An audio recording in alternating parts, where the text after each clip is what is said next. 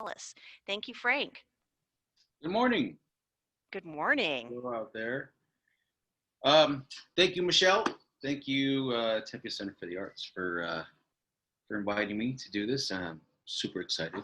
So, yeah. So today's session is going to be about drawing with crayons. As silly as it seems, but it's actually fun and goofy.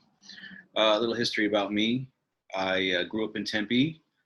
I went to McClintock High School, and it was there. Shout out to McClintock.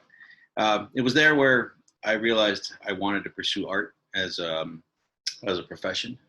My instructor at the time told me that that there were people that actually made a living doing art, and from that point on, I quit football, varsity football, like halfway through the season, and just realized that's what I wanted to do, and so that's what I did. So ever since then, I pursued. I went to MCC, and then from then on, I went to the Laguna College of Art and Design, and graduated with a bachelor's of fine art.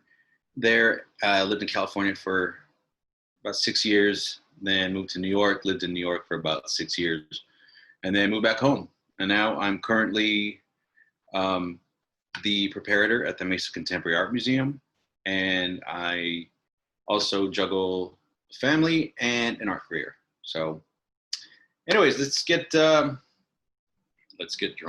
started, I guess. Right. First of all, I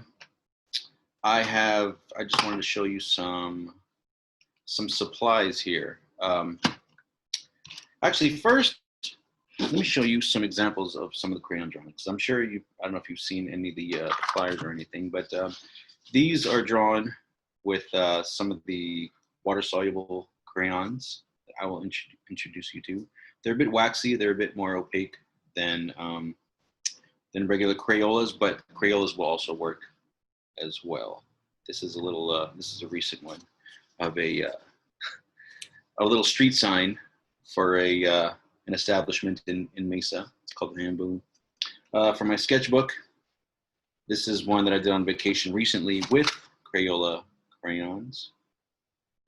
So the whole idea about these is to be somewhat fast and to be spontaneous and to make quick decisions. You know, it's not about, being detail oriented or anything. It's more about getting the color down and using a limited palette. I personally use these. They're these Carandosh. They come in packs of 10, which is about $15. A pack of 15 is about 22. Up to I think a pack of 84, which is about $120. So they can get a bit pricey for crayons, but they're water soluble and they're really nice. I don't use them for washes. I don't use water with them much. I just use them for the opacity. Here are mine. They break up a lot, and I use a razor also to sharpen them when need be, when I need like a little bit of a sharper edge. And then as for crayons, you could even, just as a contrast, you can get a set of 120 crayons from Target for $6.99. So, whatever fits your budget, it's all relative. It all works. First, if you need to start out, go ahead and just use the regular crayons. So all good. The paper, well, first of all, I have a little piece of masonite here that I had cut, or you can even just buy a little sheet. And this is good for just taking with you. I keep this in my backpack at all times. I like to use Bristol paper. This is a, what size is this? 14 by 17. And what I'll usually do is I'll fold it in fours and then just rip it, and you get a nice, cool little deckled edge. I don't know, that's me. I like that. But so you can get four per sheet, which is pretty cool. And again, the whole idea about this with the crayons is about being not spontaneous, but being able to make decisions pretty quick without overthinking. And it's fun because you're using a limited palette. You know, like say this is 24. So you're not going to get the most accurate, you know, colors for everything. And so you have to make a decision. If it's something is a little bit yellowish and you will only have an orange yellow, then you have to use it. But it's a great way to make decisions. You know, I know I keep saying that, but I can't stress that enough. You know, so today we're going to be doing a drawing of a prickly pear, and sometimes you can just start with the crayons. I like to start with a quick little sketch, and so I do have a little photo reference over here. So I'm going to go ahead and just make a couple of little marks here that I can reference in my drawing. It doesn't have to be that accurate. It's funny because when I went to art school, you know, we would do still lifes, and usually still lifes are like the most grueling things that students hate to do. And it's funny because me and my buddies in art school, we actually really dug it. We would do it on our own time. You know, we would actually get together on the weekends and draw still lifes. And as much as boring as they seem, you could really learn a lot, especially when it's a subject that you enjoy. You know, just sitting and observing an object is pretty fun. I mean, you can notice a lot of color, you know. Frank, in your own work, do you use Yeah. primarily live kinds of still lifes that you're looking at, or going out in nature, or looking at photos? What do you do? I like to draw from observation. I have a collection of cactus. Like, you know, a desert life is desert flora and fauna is what I really love. So I will either go to the desert botanical gardens, or or just look for my own cactus, or even I'll look at images online. But nothing beats working from observation. So even at my work, at my day job, I will on lunch break, I'll just go sit outside and just draw some cactus that are, you know, that are out in the landscape. Do you draw every day? I try to. Yeah, it's Yes. it's really great problem solving too, is to just, yeah, Yes. spend a little time on some special technique or image. Yes. And that's a great that's a great term that I kind of forgot to mention, but it is problem solving. That's what a lot of this is about. Is about, you know, how are you gonna solve the composition, you know, with such a limited palette. So I got my little prickly pear here. I got my little rocks and whatnot. We'll resolve that later. But as long as I got my shapes, I don't know if you could see that. So it's pretty general. It's, as long as I got my shapes down, I should be good. As far as starting, it's funny because starting is always the hardest part. Where do you start? But I like to just dive in. Some people will like to do the background first. I just like to get general shapes down. So again, we're drawing with crayon, so it's fun and it's goofy. So, and some of the pencil marks will show through, but that's fine, because usually that stuff will get covered up along the way. Do you think you like using crayons because of the intensity of the color? Because your own paintings are very intense with color. Yeah. The crayons are super bright. You know, there's a lot of pigment in these, and so I do enjoy that that about the material.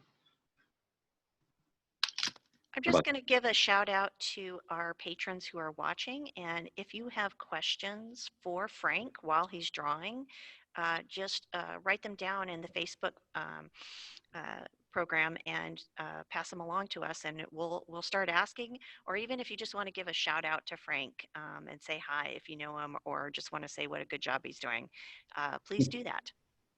Yes, I'd love to hear from you guys, because I mean, this is like Bob Ross. We're all just sitting around watching a happy little cactus.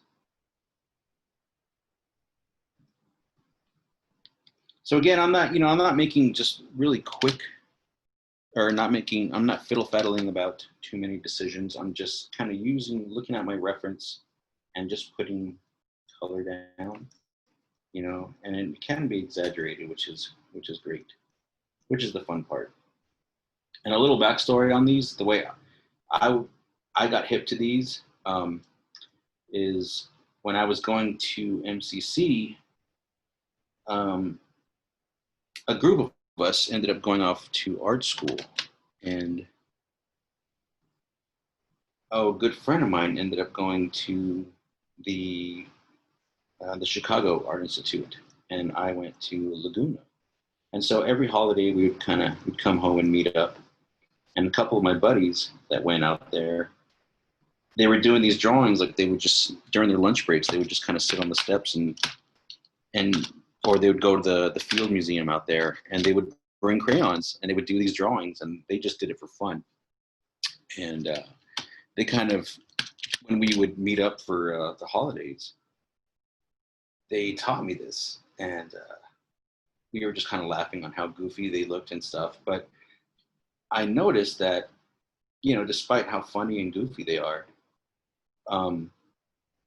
there's actually a big lesson, for being a painter, because it teaches you about color, about how to use color, and not be afraid to use color. Because when you have your supplies, you spend money on all, art supplies aren't cheap. And so sometimes, you buy a canvas, or you get all your supplies and you get a little timid. It's like starting is always the hardest part on making art.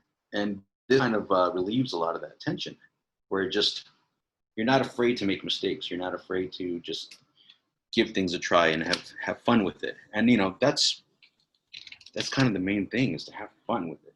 And so this allows you to kind of be uninhibited and know that you're making silly marks and you're Frank, drawing. I've got a couple of comments for you and questions. Keelan, who says you're the Bob Ross of cacti and birds. That's awesome. I love it. And then we've got a question from Joseph K, and he's asking, where can we see some of your work out in the world? Joseph K.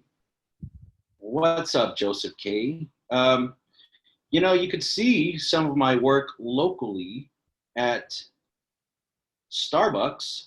I did a couple of murals for Starbucks. There's one on 7th Avenue in Camelback. And there's another one inside the Renaissance Hotel on 1st and Adams. I did a mural for that one. And also, if you live in the East Valley, there's a Fry's that's out there that I did a big mural for in their cafe. Otherwise, you can go to frankgonzalez.net, Gonzalez with an S. And yeah, that's where those are some of the places. Oh, and also pretty soon, I'm happy to announce that I'm actually doing my first public art project. It's been years in the making, but I've designed the terrazzo floor for the 24th Street Terminal 2 SkyTrain. So that's the largest public art project to date. It's a huge deal, Frank.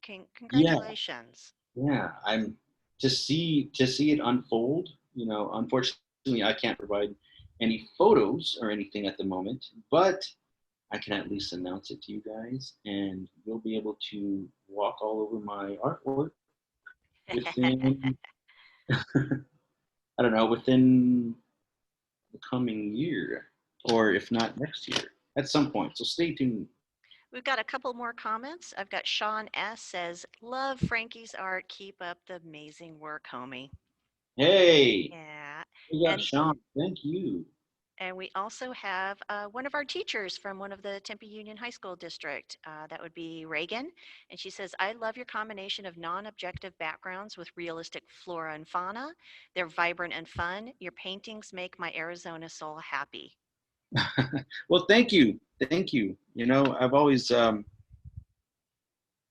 all sorts of different types of art, you know, and growing up as an arts, you know, being an art student, sometimes art school can be really, you know, all the departments kind of just stick with each other. And I've always been a fan of graphic design and animation and fine art.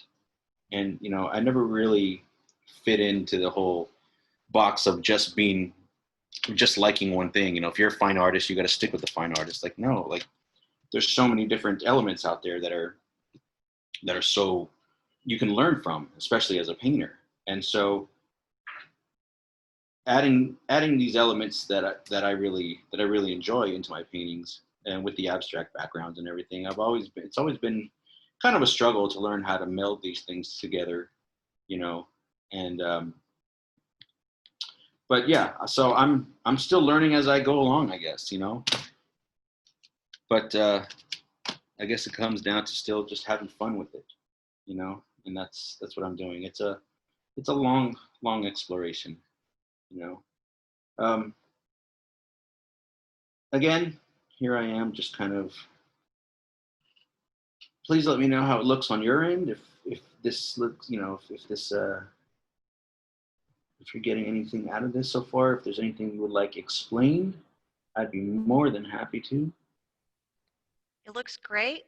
We have another comment, or actually question, Uh-huh. asking, could you repeat when the Sky Harbor terminal floor piece is being opened? You know, I don't have an actual date, and I don't want to give out any information that's not true.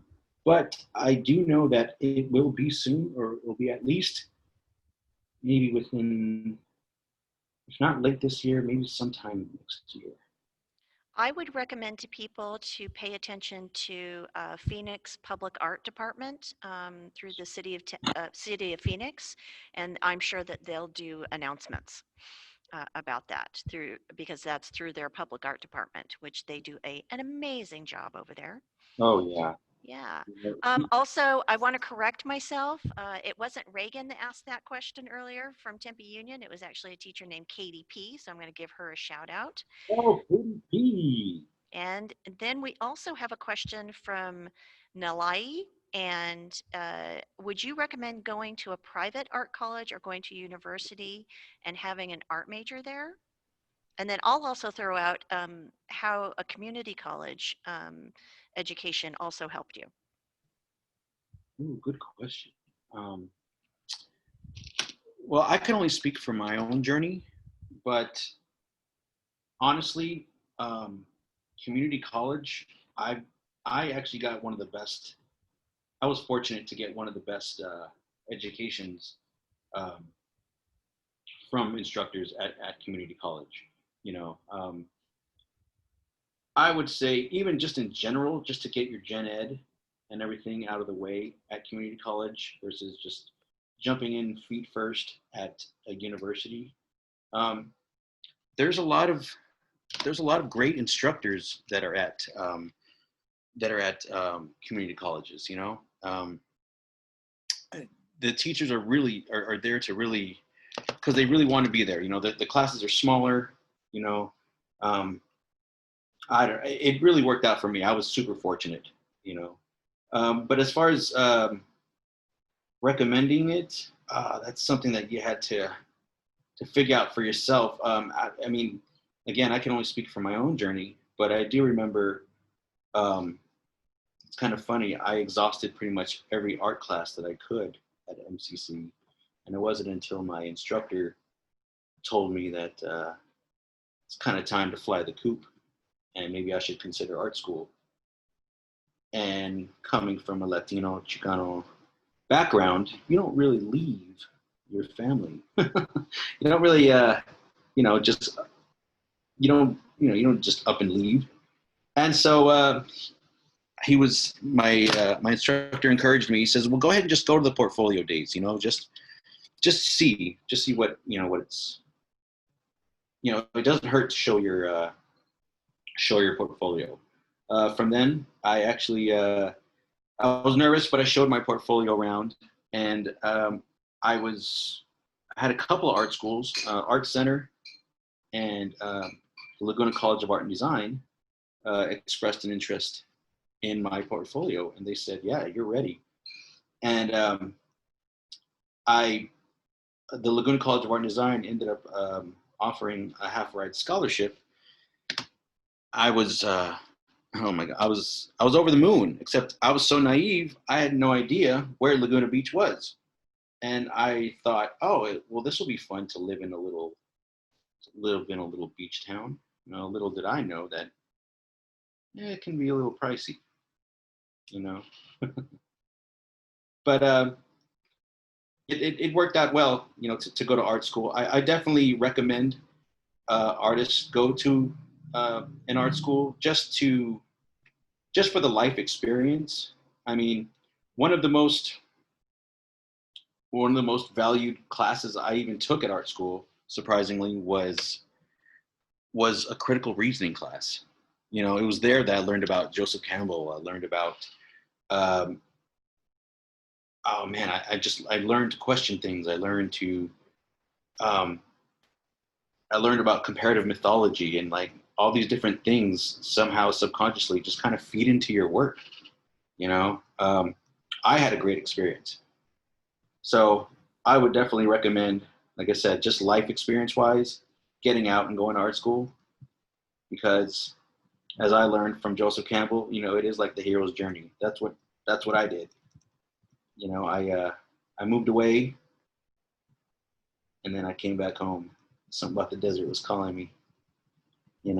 But never underestimate the instructors and the amount of knowledge that you can get from a community college. And I'm not bad mouthing or saying anything bad about universities. If that's where you feel like you need to go, follow your heart. I think that's the most truest thing you can ever. That will give you the most truest answer. Just follow your own. I would also say look at who the teachers are. Yeah. Just don't go into a community college or a private art school or a university without looking at who the teachers are and how they might benefit where you're trying to go. Yeah. Yeah. I do have some more questions, Frank. Sure. And comments.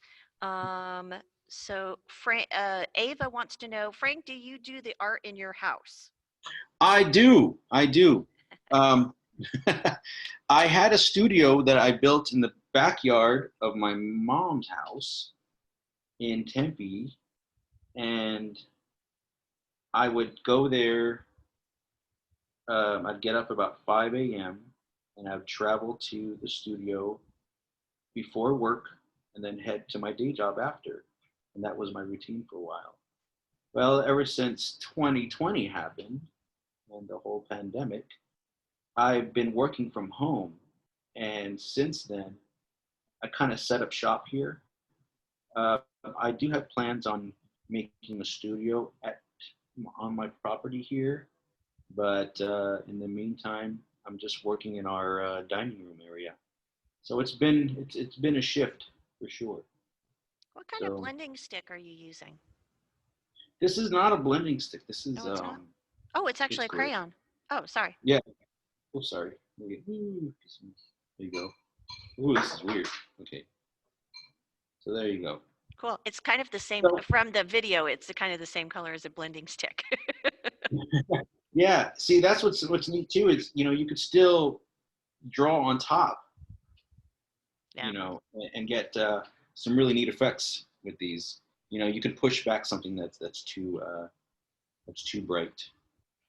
We've got Um, a comment from Joey S. saying Frank is one of my favorite artists. And Joe, it also says, I'm following along right now using colored pencils. Can't find any crayons. you can't find any crayon. Well, they're readily available everywhere, but Including the dollar store. I recommend the including the dollar dollar store. store. Yeah. And just a little FYI, the construction paper crayons are ones that are really opaque as well. So those help a lot. Oh, nice. Yeah. Joseph K. Says, what draws you to using the circle Tondo format for your paintings? I've always found it to be difficult to compose, hang, store, pack, transport. Could you talk a little bit about your paintings? Oh, sure. You know, it's funny. It all started around the Tondo, format. It started with me with being invited to a group show called Tondo um, at Hashimoto Contemporary in San Francisco, and at that point I never worked on a round format, and I really really dug it. And so from that point on, I just kind of every so often I'll experiment with it. You could even go to Lowe's and in their crafts section and their where they got their stuff for the crafts in their wood area, you can get a for like for craft for making stools or for making tabletops. You can just buy these round panels, and so it's a cheaper way of acquiring them. But they're they are fun. Some people like them, some people don't. I dig it just because it's a little different. It's a little break from the usual. You know. Yeah. Frank, can you remind us what kind of crayons you're using? Some Sure. people have come on a little bit late, and we just want to share what Okay. you're using. Sure. You know what? I'm probably even butchering it, but we say Carandosh, but here we go. Karan Karandash, Carandosh. They're water soluble crayons.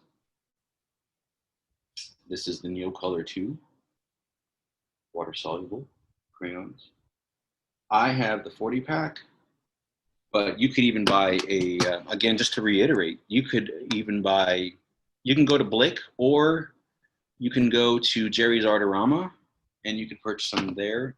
Usually a set of 15 is about $22. A set of 30 is about $40. A set of 40 is 50, 55, all the way up to $120 for a set of 84. And so they can be expensive crayons, but they're worth it. They're good for on the go. Like I said, I always keep these in my backpack. It's just fun to be able to. I love to be able to make artwork on the fly, and just kind of get something down really quick. So especially if I'm going to the desert botanical gardens, you know. But you have been known to use just regular kids' crayons too. I have.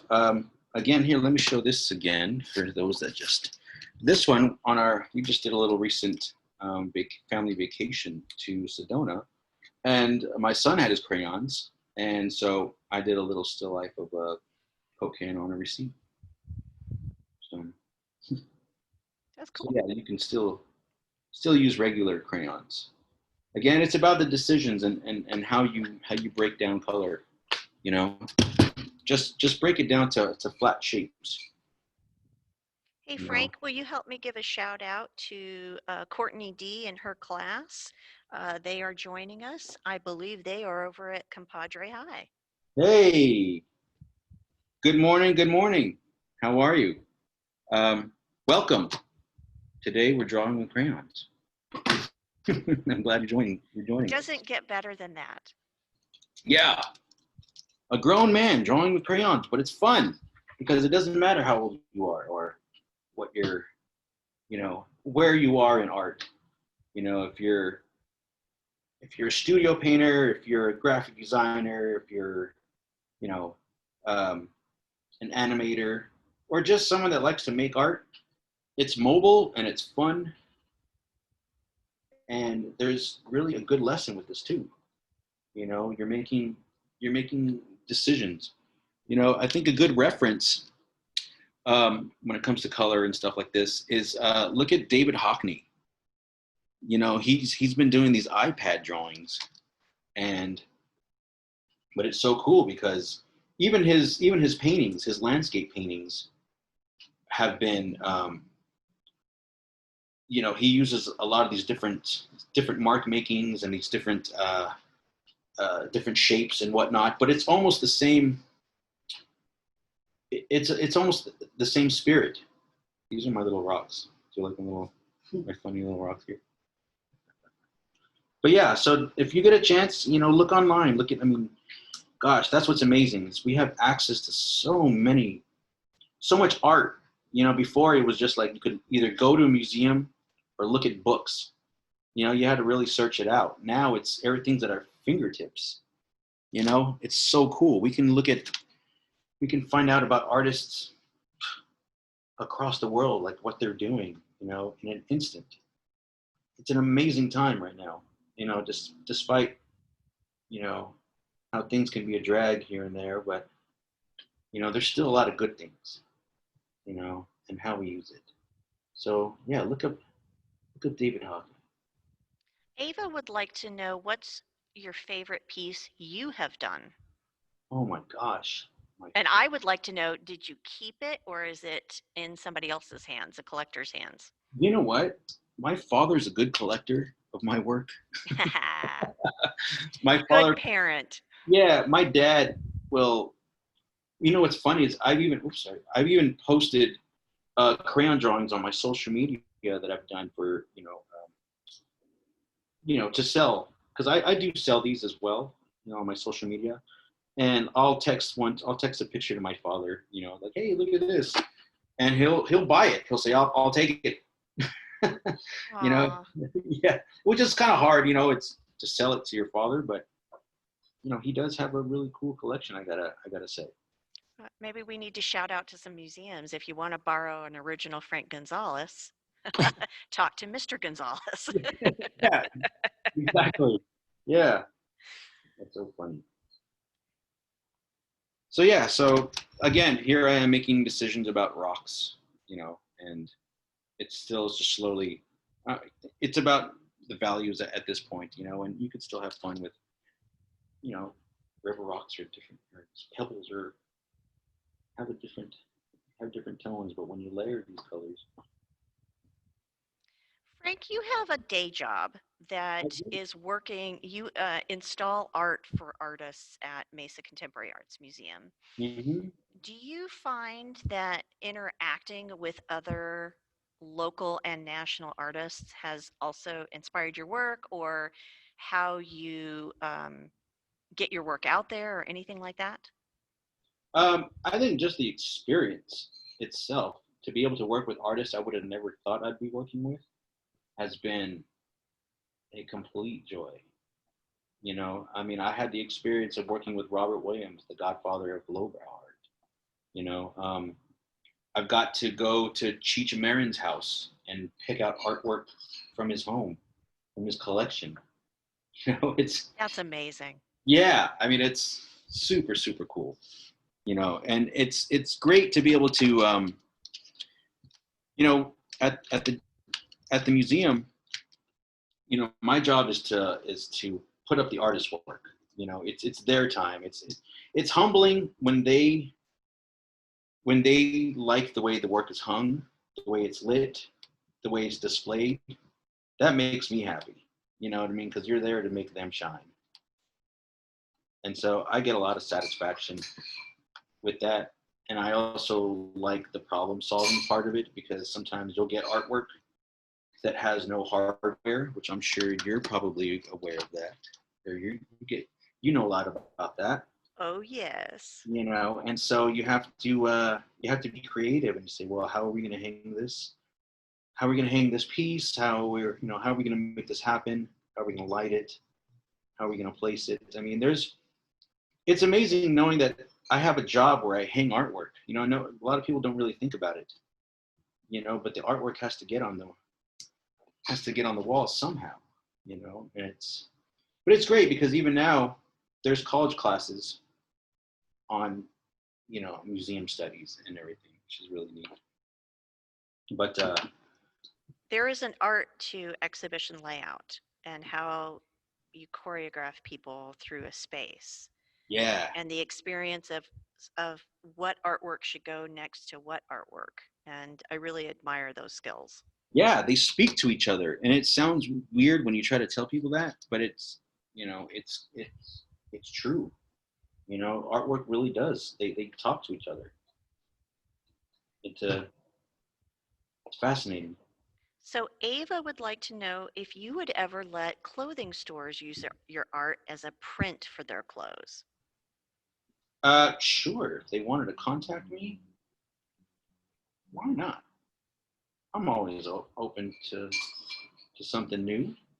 I actually ran across artists in LA who would sometimes get hired to design patterns and things for large scale runs of fabric designs and stuff. Yeah. So, you know, everything you're looking at, everything you buy in the stores is made by artists, you know, Oh, yeah. and are inspired by. Yeah, and you know, it's just amazing because it really design is really everywhere, literally everywhere. From this, I mean, I'm using a shoebox that I'm drawing on. I mean, someone designed these letters for this. You know, someone designed the stand that's holding my phone. You know, for the camera. Like everything is design oriented. It's everywhere, from the shirt you're wearing to the cup that you're drinking out of, the design that's on there. I mean, yeah. There's a job for that. Hey, So Hey Frank, yeah. one of our teachers is asking if you could center the drawing a Oh, little bit more. sorry I about that. know that because of the camera stand, we're having to go off to the left a little bit, but if you could bring it to the right just a little bit more on occasion to see the whole drawing. Yeah, exactly. Okay, there we go. Is that better? Yeah, Okay. it is appreciated. Thank you. And being left-handed too, I get a lot of. Yeah. I think that happens to right-handers too. Yeah. It does. One of the worst things I hate is if you're working on with wet media or something and you rest your hand on something Oh yeah. and smear something you just spent a lot of time. Oh yeah. You know what's funny is I remember in grade school at a science fair, I came up with this thing that had like three O's, and all I did was take a baseball glove and just cut it to where, you know, it only had these fingers Uh, for left-handers. I didn't uh, win an award, we've but got Jen P is saying, hi, Frank. hey, hey. And Joey S says, Frank is also a patron of the arts. Mhm. Do you want to talk about that? I know that you've done art trades with people, you have purchased Yeah. pieces. Yeah, how do you feel about being a patron yourself? Oh, it's great. It's great to be able to support other artists as well. You know, for sure. You know what's funny about Joey is Joey was a guy that contacted me that saw my work online, and he actually ended up purchasing a piece that was being liquidated from a past dealer I had, and it arrived to him. Unfortunately, the work arrived really badly packaged when it was shipped. So he contacted me, and he sent it to me, and I repaired it for him. And since then, he's purchased a couple of small works from me, and he's actually come from California and has done a studio visit a couple of times, which is really cool. So shout out to Joey. I'm going to give a shout out to Joey too, because the arts need people like you. Yeah, That your passion and enthusiasm for what these amazing people do is always appreciated yeah. And and needed. oh, for sure. Whenever I sell a piece of artwork, I try to turn around and use some of that money to buy something else from another artist. Oh, To kind of that's great. it just kind of keeps the wheels greased. It's like it's everybody supporting everyone else. And even if it's just buying a print, that's fine. You collect within your means for sure. You know. Speaking of that, because I follow you on Instagram as Uh-huh. well, and I know that you've made prints of your work. Yes, So maybe if somebody can't afford one of your large scale paintings, they might be able to afford maybe one of these crayon drawings or maybe a print. Can you talk about that and maybe give your Instagram handle? for sure. My Instagram is at Gonzalez Frank or just Gonzalez Frank. Um, and I actually just had a print drop yesterday through the People's Print Shop. So if you go to www.peoplesprintshop.com, you can find a new edition that I just came out with. It's 12 by 12 and it's $50, and there's only 50 in the edition. They are all hand numbered and signed. That's great. Grace Yeah. M was hoping to get some for family for Christmas. See, awesome. That's Yeah. great. Thank you. Now uh, you sell your work locally, but you also have national representation too. yes, I show with the gallery in Los Angeles called Think Space Projects. Um, it's great because they call all their artists their families. So when you look on their roster, it's like they're instead of under their artist tab, it says family and extended family. You know, it's been a blast. I've showed with them ever since I lived before they were Think Space, and they used to run these other little art shows down in LA. So I've been with them. I've been fortunate to show with them for a while. Um, a lot of group shows. I've been in lots of group shows in the Pacific Northwest, um, San Francisco, Santa Fe, um, New York, and Texas, and Chicago. And Oregon. And Oregon.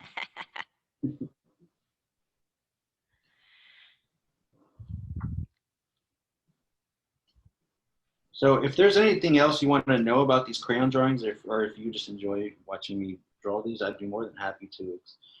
If you want me to explain more, I don't know if I'm not explaining. Ava is asking, is it harder to use oil pastels or crayons? What do you think? In my experience, oil pastels, I I can't get those to be as opaque as I would like them to be. They don't seem to mesh that well. But that's me. Maybe I just haven't mastered the technique of that yet. So maybe I should just get. I don't know. I just haven't had a good experience, but maybe I just haven't put in the effort. Also, you know. But Frank, could you raise the drawing a little bit? I'm curious, like especially like the flower area, is Yeah, like some of that color blending that you're doing, yeah. and go up a little bit. Maybe Okay. not as close. Okay. Uh, yeah. Yeah, I mean, you're getting some really nice darks and highlights on there. And And it's just and when it comes away, it comes together as a picture and it looks more realistic. Yeah, it's just shapes. It's real blocky shapes, and that's the fun part of it. And again, that's all the magic of crayon. It's just these fun layered shapes, like using blues on top of these purples. Using grays that kind of create a greenish tone. A couple different yellows, and even just more gray up here. Yeah, You know. that's nice. Thank you. Ava also wants to know if you have ever Friday or thought about selling there. I have not. Um, it's definitely something to consider. Um, gosh, I haven't been to a First Friday in a while. That's what's funny is when you get so used to making art. I'm so used to just being at home or in the studio. I need to get out more. All of us want to get out more, but Oh God. we can't right now. Yeah, It's hard. yeah. Which is a great time to be making art. Yeah. Are you making a lot during all of this? I am. When I was when I was at first uh, on lockdown, as everyone was, I was um, I was making prints. I was just doing things that I wanted to get to, that I always said I wanted to get to, and I never did. But then I eventually went back to work, and so that consumed a little time. But yeah, I am busy. I mean, I've been fortunate to have some great opportunities during this time. I know a lot of artists that have been affected big time by this, by the by COVID, and artists losing their jobs, or just you know uh, not having so many opportunities.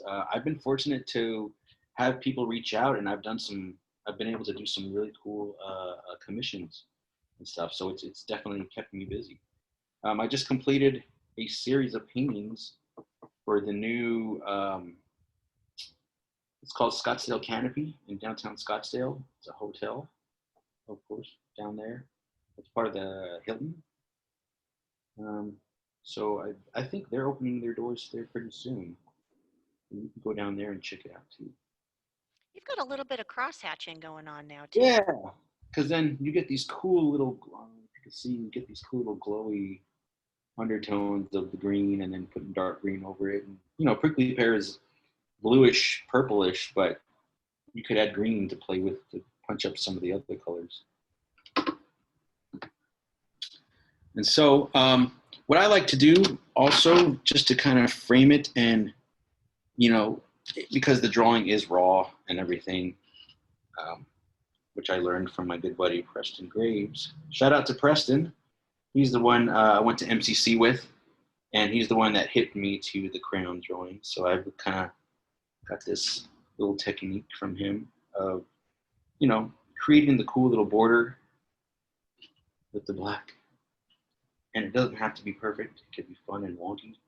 And the gallery at TCA, we've also shown Preston thanks to you because you Yeah. introduced us to him.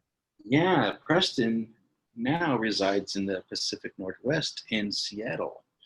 And we think, thank goodness we have technology. I mean, we text on a regular, and we're always showing each other, what we're working on, and whatnot. So this is Do really you cool. critique with each other or other artists? We do. Yeah, we like to show work back and forth. It's a quick way to keep in contact.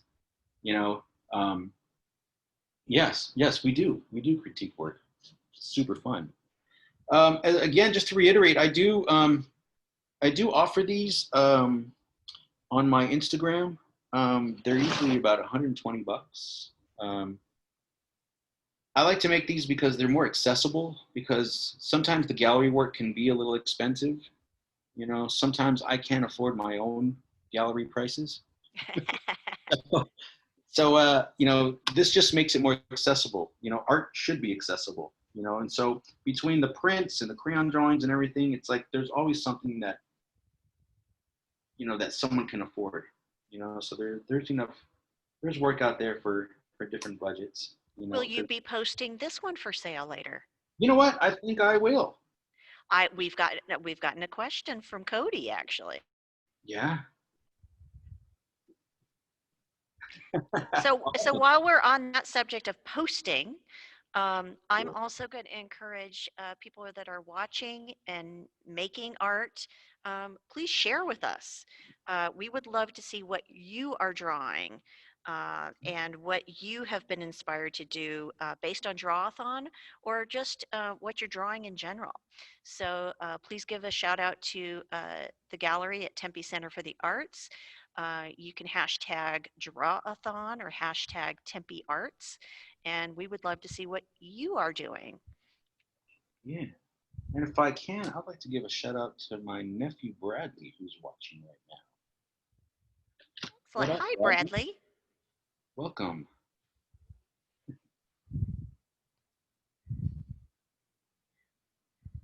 Now, one thing that I know for young artists Mhm. is how do you come up with titles? Oh my gosh. You know, it's still tough. Um, that's something that I sometimes struggle with, because after the work is done, you did all the work, and it's like you don't want to tell people what to think about the work, or you don't want the title to hinder it too much, to alter how someone else views the work. So I try to keep it simple, and sometimes just being a nerd about plants and everything, I like to sometimes just call things what they are or use their scientific name for it. We're at the 5-minute mark. We've got one more question. Karen S. would like to know, do you have a Facebook page? I do. It's just Frank Gonzalez. I don't have one that's for my art, but yeah, it's just look up Frank Gonzalez. Excellent. I was gonna share a couple of, if I can do this without being too awkward. These are some that I've done in my sketchbook. These are little carnivorous plants.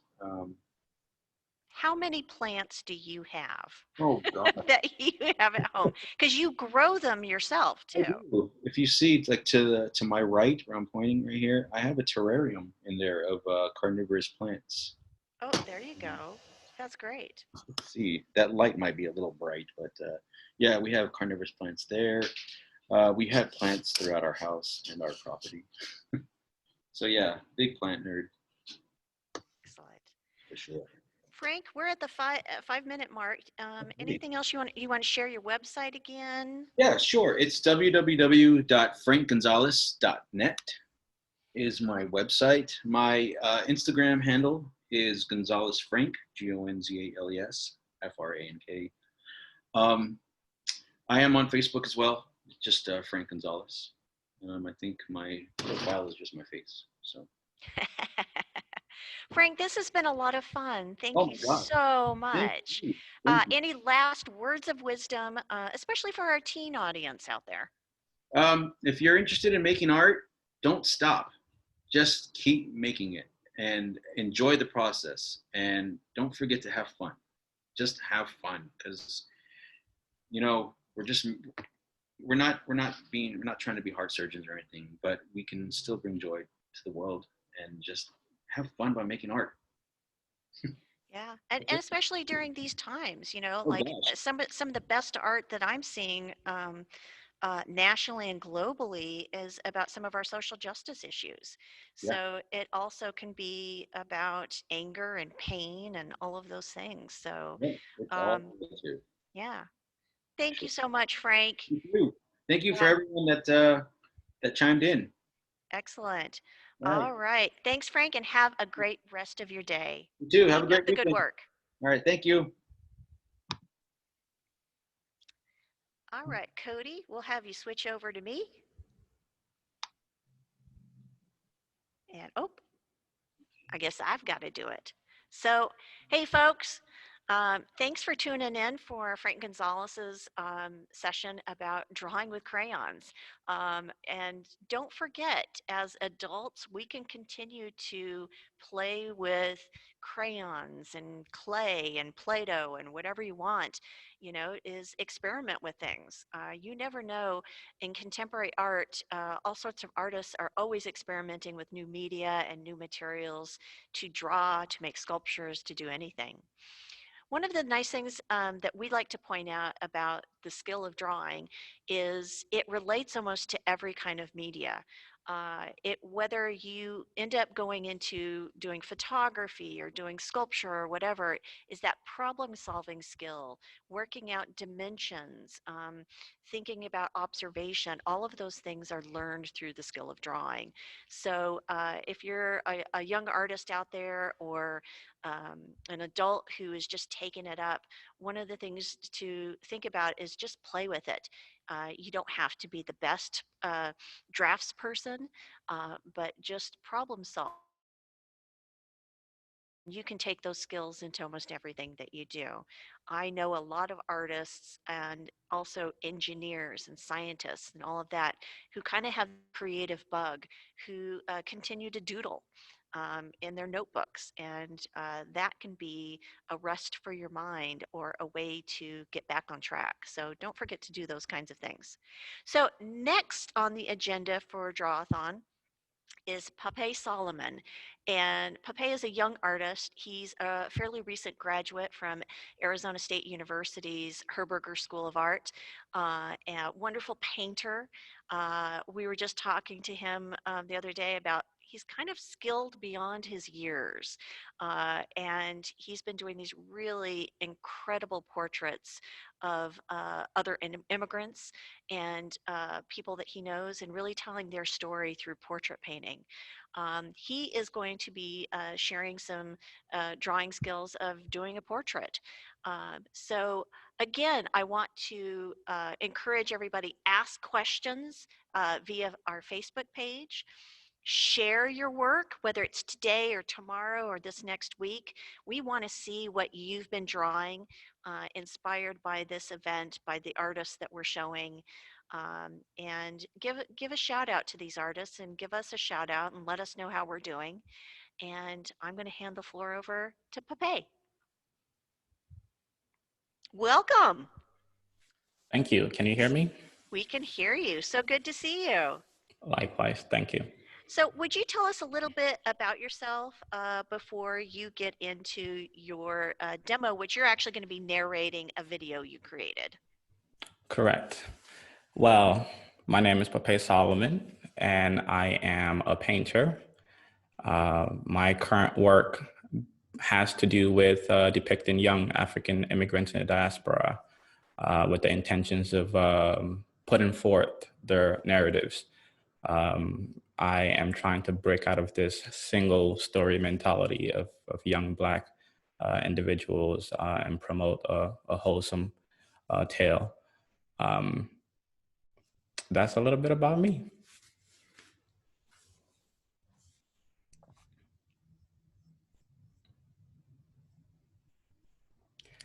I cannot hear you for some reason. Sorry, I muted myself. Sorry. Technical difficulties that I did on myself. Yeah, so I'm just encouraging everybody, ask questions while you are narrating your video, and I will get those questions to you as we converse. Sounds great. So I'm assuming I need to share my screen now. That would be awesome.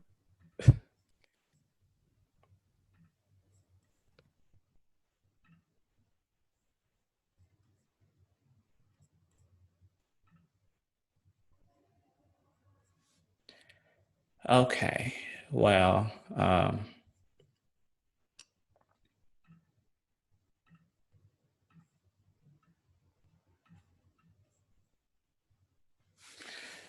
there we go.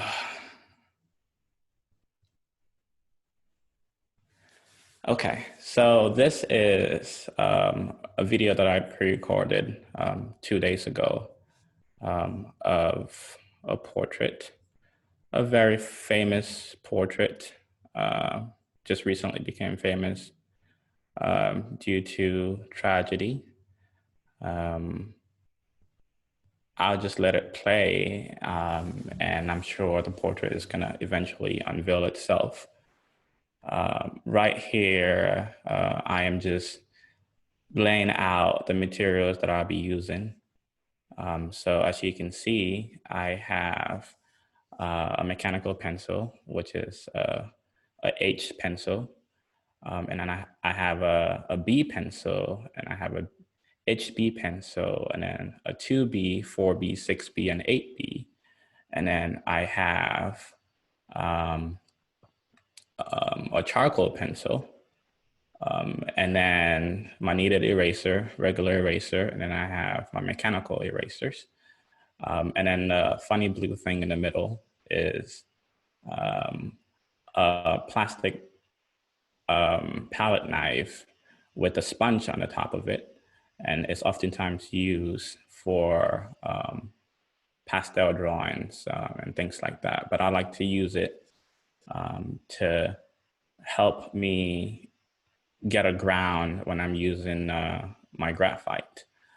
And talking about graphite, that's me taking out some graphite powder and getting ready to start drawing. And the little funny stick that you see is just a stick I use for measurements.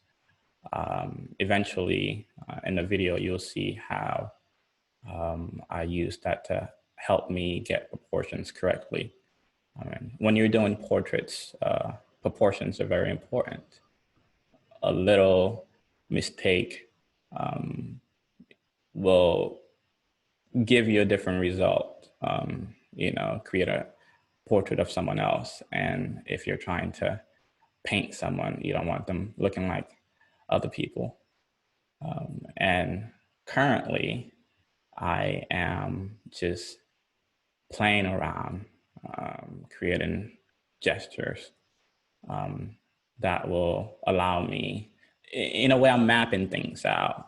It doesn't have to be good. It doesn't have to look fancy. It doesn't you don't have to follow any rules whatsoever. This part of the drawing is just laying things out. And I like to play with light and shadow. I think it allows me the ability to just quickly put down what I see without having to worry about focusing on specific lines or,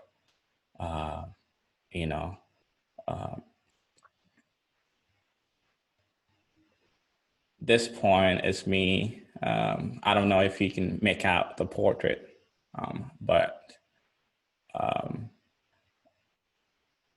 this person that I'm drawing has a hat on, and right now I basically just created where the front of the hat is, and the shadows that creates in the portrait. And then from that shadow, I am working my way down from the nose, and now I'm working on the chin and mouth area. And as you can see, it's all about lights and dark. Nothing too serious. I'm just laying things out as I see it. So I'm assuming because we're going to recognize the portrait later on, you're working from a photograph, but when you're doing your paintings, are you working from life and photographs, or how do you work? Man, my paintings are so meticulously done and so big that I cannot afford to pay someone to sit there for for 2 weeks or so. So I work from photographs that I take myself. When I was in school, I got the revelation that I wanted to, in a way, paint what I saw and not use someone else's references, because it's very important to stay true to your own creative eye. So I like to, in a way, set up that photo shoot, get the photos, um, and I don't use a really awesome camera. 4 years ago, I knew I was going to be on this path for a long time, so I invested in a entry-level DSLR that I bought during a Black Friday sale, and I'm still using that camera now. I mean, I need to kind of upgrade now because things are getting a bit too fancy, but I've been using it for the past 3-4 years, and it's done me wonders. But as you can see, the portrait is unveiling itself little by little. And I am not really worried at this point to get things accurate. My primary focus is to just lay things out, map things out, so that way, when I come back to add in details, it's easier, and then I can do measurements from this point on. But as you can see, it's a guy, and a guy who is smiling. I don't have the teeth in yet. None of that is really a concern as now. What I normally see with amateur artists is the rush mentality, right? A painting or a drawing is not something to rush with. You take your time. You create it to the best of your ability. Every piece presents its own challenges because light works differently on different people, different skin tones, reflect light differently, and so forth. So, you have to, especially when you're doing portraits, I feel like when you're doing something else, like landscapes or things like that, then you have the freedom to, in a way, add your own and not get things too accurate. But when it comes to portraits, every tiny mistake takes away from the person. I mean, if that's not your primary focus, then obviously you can do as you please. And that's one thing I love about art making. It allows you the freedom to do whatever you want to do. There are no rules. I mean, when it comes to oil painting, there are rules. There are, I think, about 3 rules, but when you know the rules, then you can break the rules, and use that to use that knowledge to help you inform the process of breaking the rules, to create a particular effect that you're going for. So at the end of the day, I mean, there are no rules. Just learn what everything is, and then you can break them as you please. But I'm still drawing. I'm still putting things in. As you can see, this is very, very light. The pressure is not much. I'm just going back and forth, working on the neck, and I jump back to another side of the portrait, and so I'm just everywhere. It's And been a now, while since I was in art school, um, but this technique of laying down the graphite seems to make a lot of sense. Is kind of starting with this soft drawing that I'm assuming that you're going to fill in later with harder substances. correct. Yeah, it's a nice Yeah, technique. I like it. yeah, it helps you. I mean, especially if you're a beginner. I mean, the process of starting is honestly the most difficult, right? So if you can avoid that fear by playing around at the beginning, then I highly recommend it. And even though I'm considered a professional artist now, I still like that process of playing around. A portrait is a serious thing, in my opinion. It's not something to play around with, especially if you're. Obviously, it depends on what your conceptual leanings are. But I personally think that portraits are not things to play with, because obviously I haven't been, as a young African male, I haven't been afforded with a lot of portraits, speaking from art history and Western art history and all of that. So I haven't been afforded too many positive type portraits. And now I feel like it's my responsibility to create those portraits with a focus that might be overlooked by other people. I think that's a great point because I think in Western art history, we're so used to portraits of usually white males, um, Right. and done by white males. And you're kind of taking that Western tradition and making it your own and giving it your own twist. Exactly. I mean, I'm African, but I came here when I was 14 years old, and I just recently turned on 27. So I've been here for almost equally as long. So I relate to both parts uh, of my life. You know, now when I go back home, I'm considered more American, because I mean, I've been Americanized. You know, I've assimilated in more ways than one. And here, I don't feel like I am American enough, right? Whatever that term, that idea means, right? Because I honestly feel like it's an idea. Um, so yeah, I like to kind of use those facts about my identity to inform how I approach my work. That's why, you know, I draw heavily from Western art, classical Western art, and then I also draw heavily from West African art and African art in general, right, to inform my practice. But let me go back to this video. As you can see right now, I have that weird little stick. So I am using that currently. You can't see that, it's not in frame, but I'm using that right now to, in a way, figure out the distance between the bottom of the chin to the nose, and the distance from the bottom of the nose to where the cap sits. Basically, the reason why I do that is to, in a way, get the relationship between the first distance and compare it to the second distance, to make sure that even though I'm not here measuring things out with a ruler, I can get something that is almost perfect, right?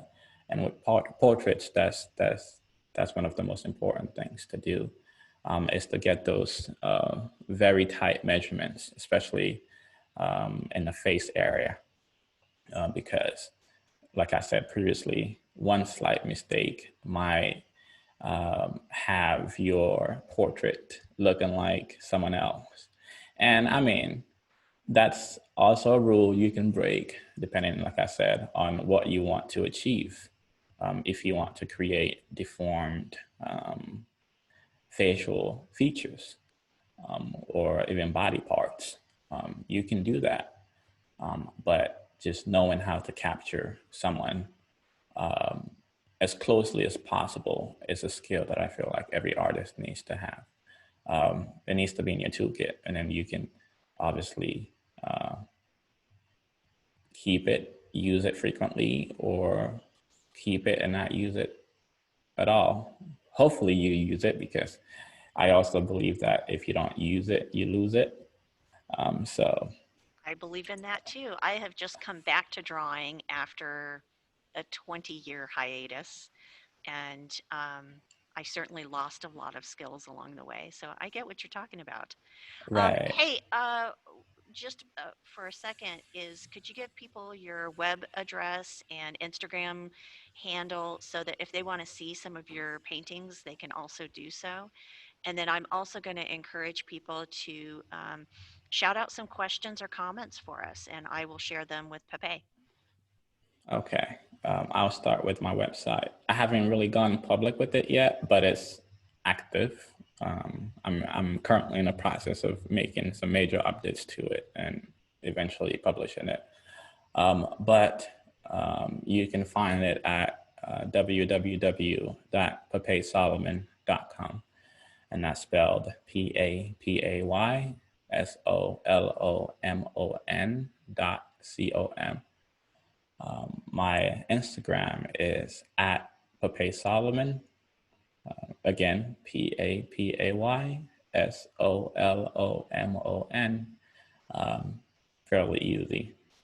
And if you want to find me on Facebook, you can also just look up Pape Solomon artist. I think I'm not on that page too much, but I do post sometimes. Thank you.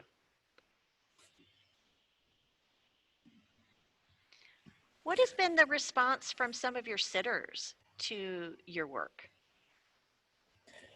Ah, man, I've had very, very amazing responses. Responses that I think are too good sometimes, right? I'll start with a friend. So I did this portrait that I called Heavyweight of a really close friend of mine from high school. And, you know, my portraits, as I mentioned previously, are very story oriented, stories of the sitters themselves. I like to tailor my work to suit who they are, their essence. My goal with my work is to capture life. I'm not sure if I'm attaining that so far, but hopefully before I die, that's something I can attain. But then again, I do realize that I'm too ambitious at times. But one morning at 6 o'clock, when he was trying to avoid this portrait. You know, when I was painting it, I would, you know, post it here and there on social media, and he avoided my social media for a while. And one time he was browsing on Facebook early in the morning, around like 5 o'clock. He's an early bird. He calls me, and I was up as well, because I think waking up early is always a good idea, especially if you want to do great things. So he calls me in the morning. He's like, "Pape, why would you do this to me?" Right? I'm like, "What did I do?" I'm not, you know, I wasn't sure because it was too early to be confronted about something. Right? I'm like, I don't know what I did. Totally too early. Right. And then he goes, "You posted up the portrait of me." I'm like, "Yeah, do you approve? Do you not?" And he pauses for a while, and then his voice completely changes. I knew he was getting emotional. And he basically told me, "Thank you for making my life," right? And I still don't completely understand what he meant by that. But I can kind of tell. To me, it was too much. I mean, it's still too much right now, honestly, to be told that I'm helping create someone else's life, right? And another sitter of mine messaged me. She texted me when I was done with the portrait and I was posting it and whatnot. She messaged me. She said, "Thank you for making me feel beautiful." As you know, as a Black young woman, images of beauty are oftentimes in the Western world, obviously, white thin women are oftentimes shown as what is supposed to be beautiful. I mean, I think white women are beautiful, but I also think Black women are beautiful, and it's okay to show that too. And I think beauty is also in the eyes of the beholder. And so, I mean, as an artist who paints portraits, I mean, I love beautiful people, right? So, yeah, those were some comments that I've gotten, and I've gotten more, but those are the ones that really stick out to me so far. I think this is an important topic, and we have a lot of teens watching today, and I think this is an important topic to bring up with them too. Is um, we don't have to adhere to the traditions of what Western society says is beauty, or what, or to change the boundaries that have been up for so long, and start breaking those down, and see everyone. And I think that first sitter you talked about, I can only imagine that they felt that you really saw them, Right. that you brought something extra to their life because they were seen. And I think that's a goal of humanity, is we all want to be seen. I agree. I agree. As young Africans in the diaspora, I mean, we're often not seen, right? And whenever we are seen, we're not seen in the light that we deserve to be seen in, right? When I first came to, I was 14, and I mean, I didn't have too many reference points. Um, I had to figure out a lot of things on my own, and I mean, I would use television and the radio station and things like that to kind of um, I don't know, assimilate or learn about the culture or whatever. And whenever I would go, on these different media platforms, I mean, I only encountered rappers, basketball players, and reality TV shows, and all of that mess, right? And I didn't really feel like it really represented who I was as a person, right? So oftentimes when we're shown, we are probably doing something stupid, right? Or even if not stupid, but it's not an identity that we all carry, right? So ever since then, I've been on a mission to in a way expand that representation to much more, to something that I'm actually used to who I am. I feel like I'm telling my own story, but through other faces. I love that. We've actually got a comment and a question. Okay. Stacy M, and I'm going to guess this is Stacy from McClintock High. Says your blending is lovely, as well as the variety of values you're able to achieve. So shout out Thank from you. there. And Niley is saying, how do you overcome artist block? Oh God. That might be the toughest question of the day. Oh, trust me, I love it. I love it. Bring all of the tough questions that you have. I'm ready for it. So, so I actually almost experienced something along those lines a few months ago, about 3, 4 months ago. I currently have an exhibition open in Boston at Steven Zavita's gallery, titled uh, Nightmares Americana. So when I was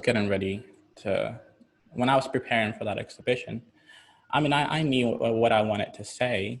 I mean, I wanted to create my portraits the way I've been doing, but add something new to it, right? And at the time, I don't think I had a title yet, but I knew what I was going for. And I was in the process of creating, and I was gonna leave this portrait and not and kind of let it reveal itself, but now I have to disclose that information. Um, at that point, the news came out that Ahmaud Arbery had been shot, right? And and that's who I'm doing a portrait of right now. This is one of his very famous portraits that was on the news 24/7, right? um, when I got that news, it put me in a space where, as a young Black man who at the time was just a year older than this guy, I literally saw myself in him. I mean, I'm a painter, but I like to run, right? So oftentimes I run in the mornings before heading to the studio. And sometimes I run at night, especially when my schedule is really busy and I don't have time in the morning. I run in the nighttime. It's a good way to clear my mind and release daily stresses and just recharge for me, right? So when I saw that, I mean, I could literally see myself in that picture. Young Black man running, it was close. So, it messed me up. And watching yourself die for no reason, it's kind of a hard pill to swallow. And the weeks that led after that put me in this position where I didn't really want to do my work, even though I had a harsh deadline. I mean, I would come to the studio, but I didn't have it in me to really do what I needed to do, what I love to do.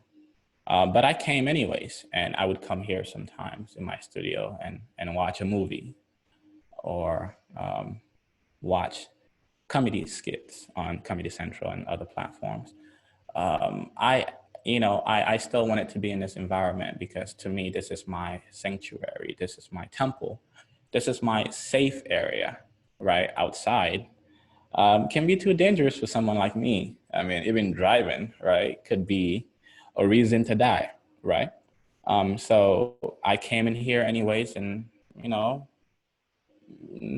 just hung out and watched things and sometimes just wrote and wasted time and all of that.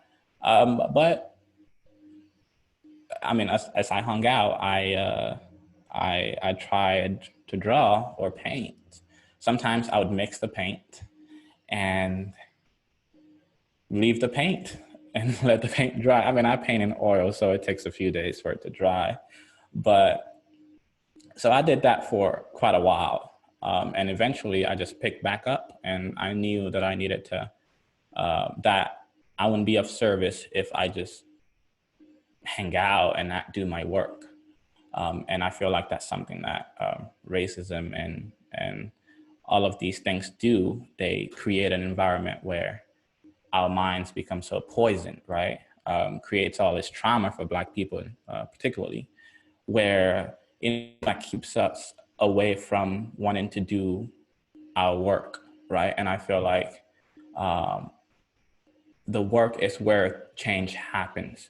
But it's, it keeps you away sometimes. So I would encourage whoever that's having an artist block to just, do something in terms of like draw or draw a line. You don't have to draw or paint as you normally do. Just make sure or just be in your environment, in your studio, if you have one. If you don't, just, I don't know, open your old drawings and go through what you've done previously to kind of just spark an idea and just spark interest. That's a long answer to just say, keep going, keep doing what you have to do. It's not gonna feel good all the time, but as a professional, I mean, it's my job. So I have to work even when I don't want to. But it's not often that I don't want to, and I feel like that's a privilege on its own. Most times I'm here, I'm doing my thing. I don't care what's happening in the world. But sometimes it just hits you across the head and you have to, yeah, it messes you up for sure, You but you got to talk a keep little going. bit about watching movies or watching comedy shows or listening to music. Have you found seeing some of the art that is coming out about social justice? Um, is that inspiring for you as well? Definitely, definitely. Yeah, I have to keep an eye on my contemporaries for sure. I, one thing about bad situations is in the arts, it's kind of funny. Um, when situations are messy and bad, I feel like sometimes the most beautiful works come out of there, right? Um, and and it's a harsh reality to kind of grapple with as an artist and as uh, an African and a Black guy and all of that, right? Because I mean, I'm experiencing a nightmare, right? I am experiencing a nightmare, and I feel like America, white America, Trump America, has kind of flipped it to make it seem like we are the nightmare, right? Not knowing we are the ones who are actually having to deal with the nightmare. Um, so, I mean, it's we can go for hours with this. We can go for hours and hours, I but know, I know. I I like what I'm seeing, and I like that young people like myself are out here Yeah. actually trying to make a difference and pushing envelopes, because most times the old people, although they're the ones who control legislation and things like that. I mean, I think we have more power because we're the ones who still have the energy to kind of go out and protest and kind of take risk and do things like that. So I employ every young person that is watching to be of service. I mean, I I don't really oftentimes paint portraits of things that are popular in the media, right? Because I don't I I feel like it's my responsibility to create portraits of those who are often unseen, right? Um, and with my portraits, I like to celebrate what it means to be Black, what it means to be African, what it means to have melanated skin. I like to celebrate that and show our our grace, our our love, Black pain, Black excellence. Those are things I like to showcase in my work. And I like to kind of avoid Black trauma because I feel like it's become a trend now where everyone just shares Black trauma, right? I mean, but sometimes you just gotta engage with it. Like me drawing this portrait a few days ago, I had to kind of relive some things that that happened to me 3 4 months ago, but it's something that I have to do to for us to have this conversation right now. I also appreciate that you chose this subject because I think for some of our teen artists out there too is before you kind of find that voice of what kind of artist voice you want to have and what you want to say. Um, Sometimes the dipping your toe into the waters for a young artist is to draw famous people or things that you see in the media or from images. So this is relatable for me when we're talking to young artists. Is you can still do that, um, but also pay attention to your choices. Right.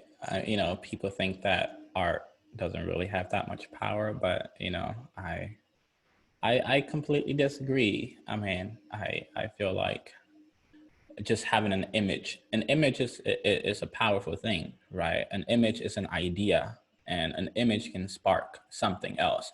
I mean, I may not be the one who changes the world, right? But hopefully before I'm gone, I spark that mind that do change the world, right? Everything I feel like is interconnected. You may think that, let's say, a scientist is not creative, or a scientist does something completely different than I do, or a chemist does something completely different than I do. But I completely disagree. I mean, especially let's say the closest is a chemist, let's say, right? They have to mix things up, right? And I mean, I'm a painter. I use oils and I use all these mediums that I have to mix to kind of get a certain feel and get a certain look, right? It's basically the same thing. And I mean, instead of just um, art being a pretty thing. I feel like it's way more than that. It sparks conversation, which I feel like a lot of us in America are trying to avoid. And I think a conversation, especially at this point, is not a good idea to avoid. We need to have these conversations. It needs to happen for there to be change. Some people might be uncomfortable with it, but hey, grow up and let's do what needs to be done.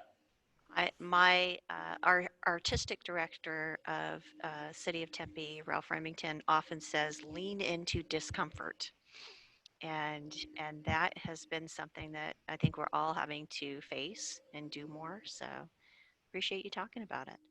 Yeah, it's a I beautiful also place. want to talk a little bit about the techniques and the pencils that you're using right now.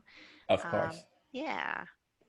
So right now, let me see. I'm not quite sure what pencil I'm using, but I am sure though that I'm not using an H pencil or an HB pencil because those are like your typical pencils, right?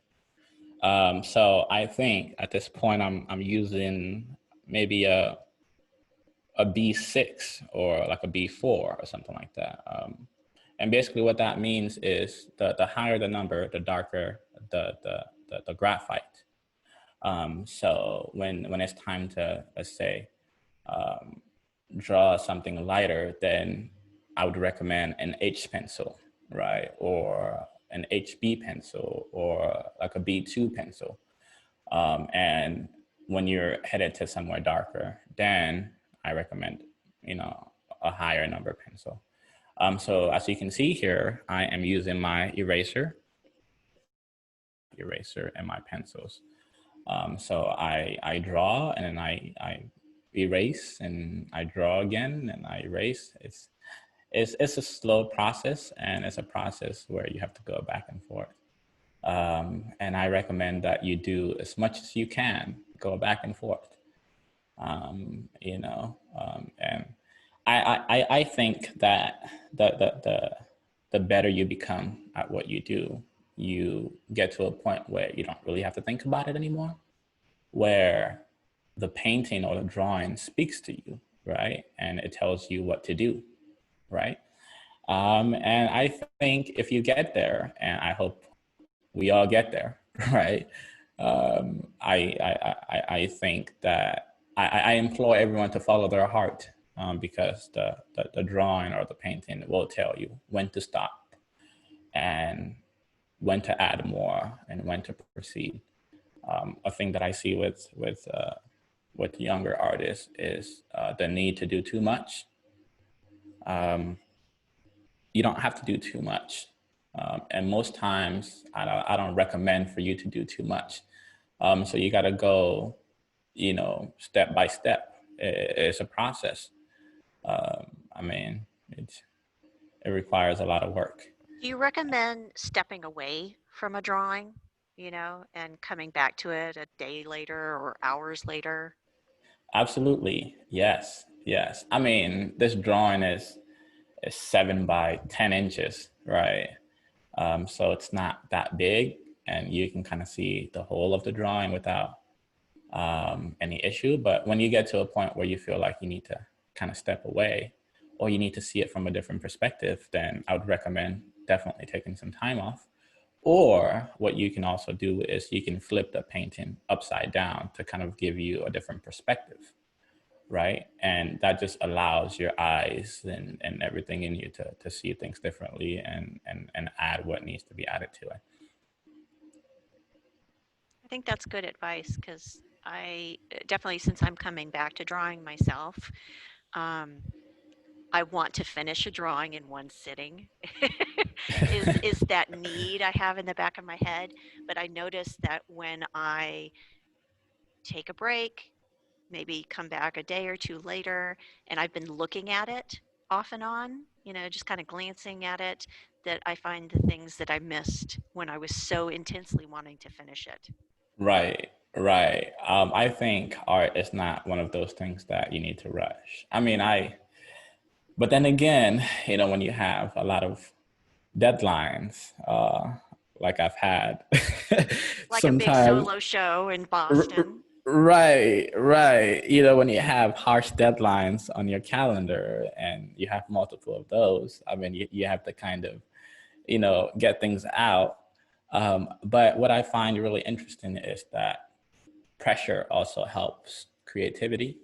It's kind of a weird concept because, especially in school, you're told to do things as early as possible, and that is good advice. That's great advice, actually.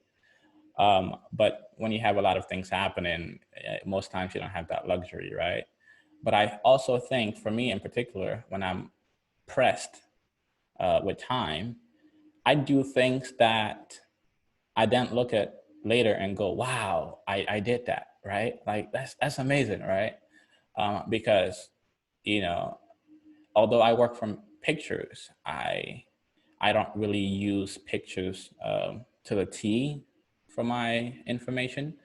I I feel like I am a human Photoshop in a sense, where I make the adjustments that I feel need to be made based on the narratives that I'm working with, and and and the visual concepts and things that I'm trying to get across. So, I edit things and I paint some things and I remove some things and I do other things that the picture doesn't present to me. And,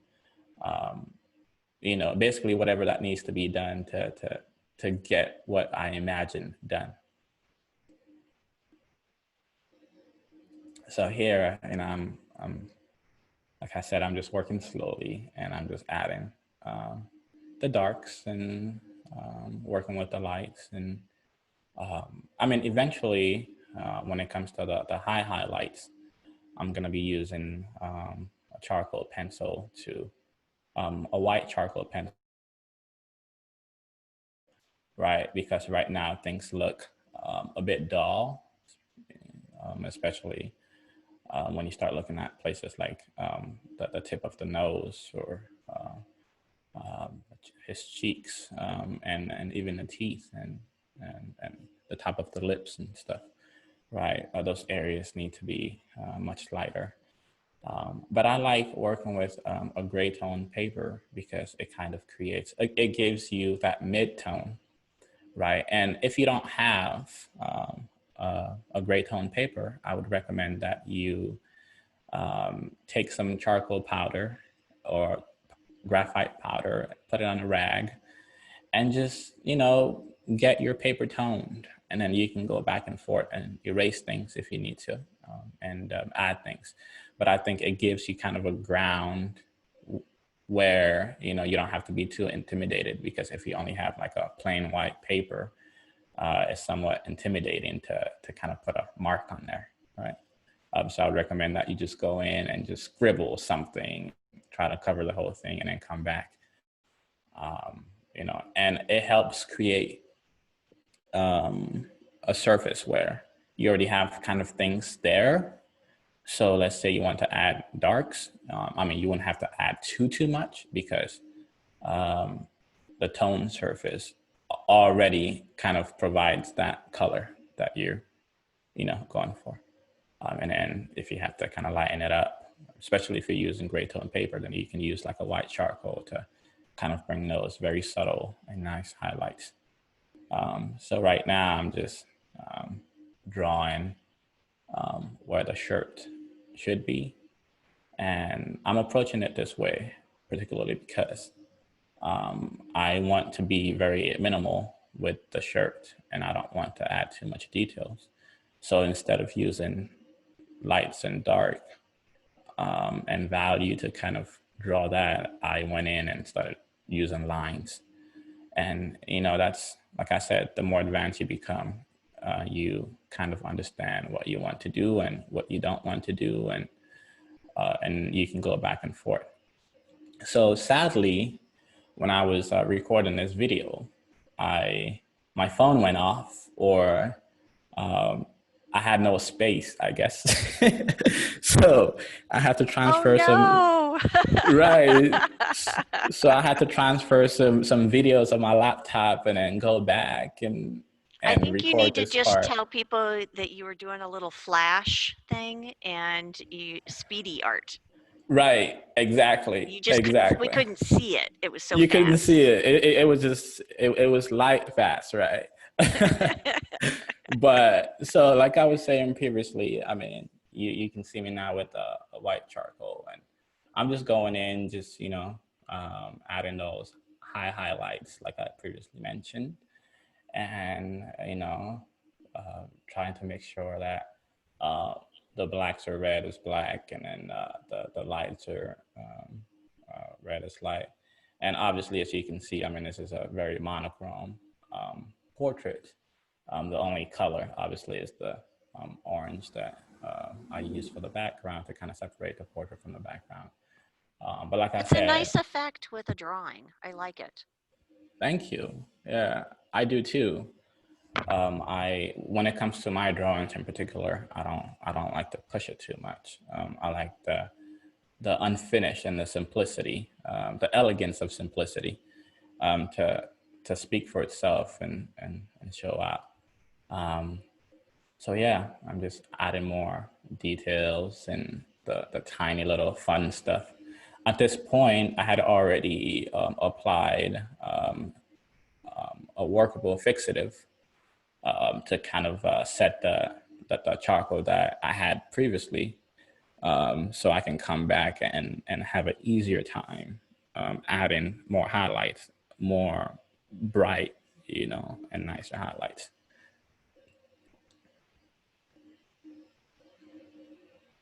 Pei, will you also just briefly talk about, sort of your road for art school?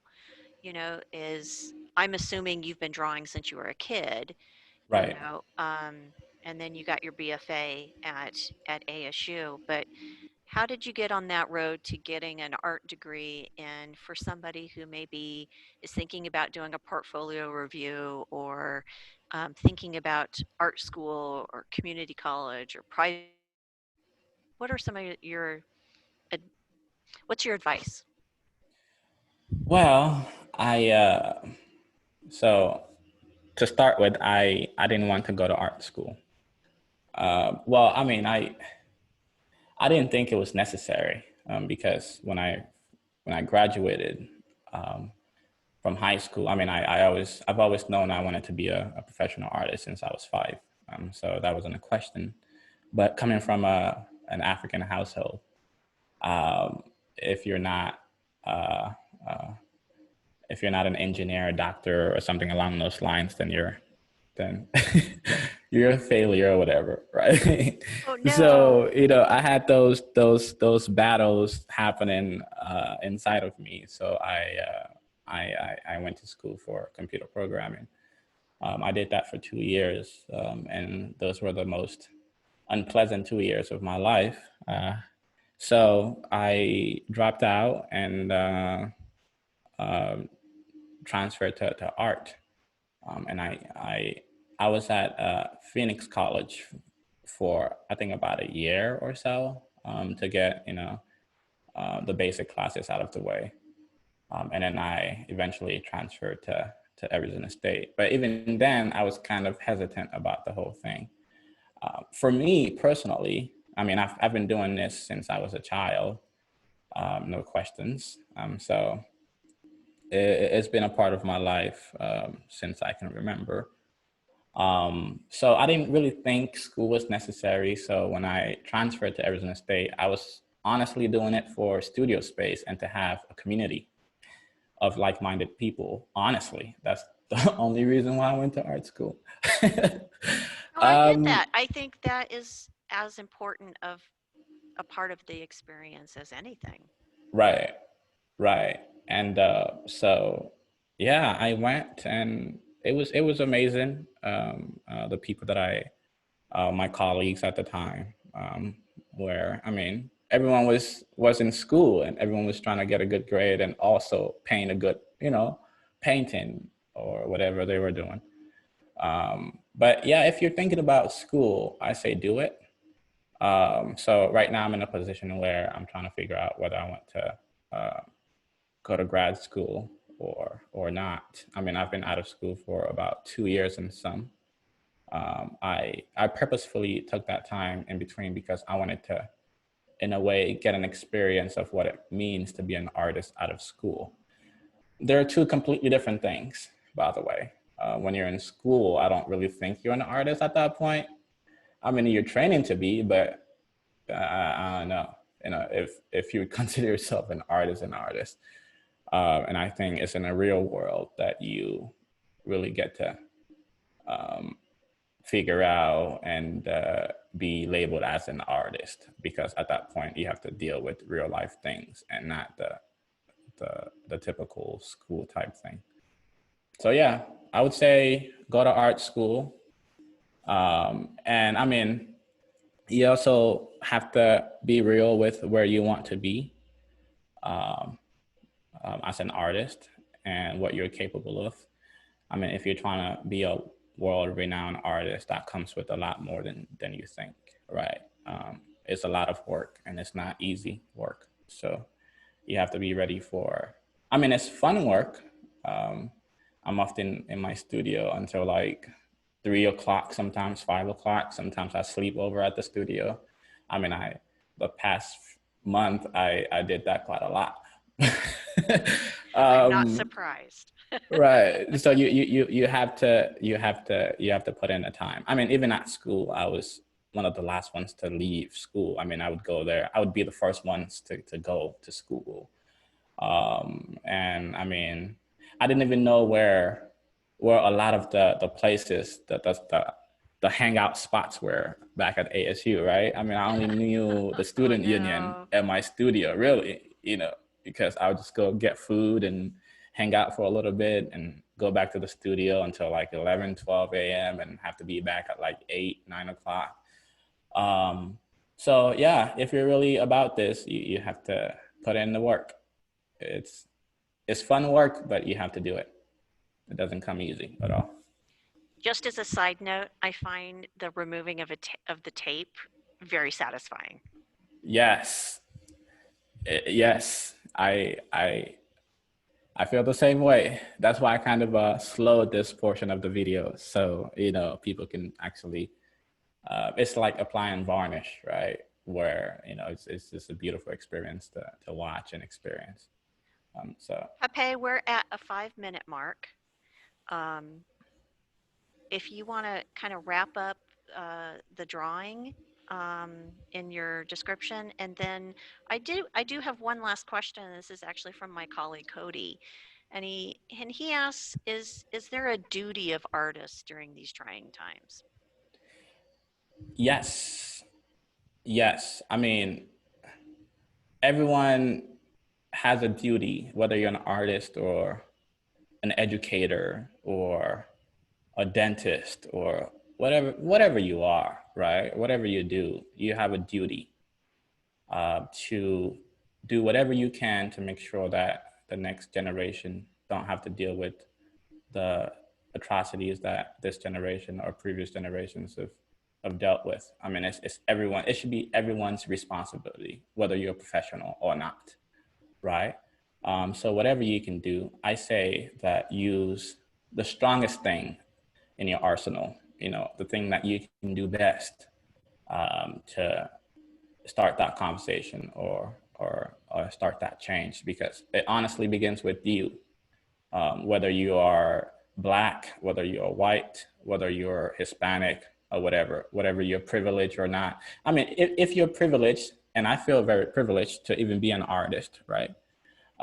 So if you're privileged, well, it's your responsibility to use your privilege to make life better for not only you, but other people as well, because we all deserve to live. That's a fundamental right. You know, everyone deserves to live peacefully and not be hunted. So yeah, it's your responsibility and it's everyone else's. Do what you got to do. I have teenagers myself. I told you this, and Right.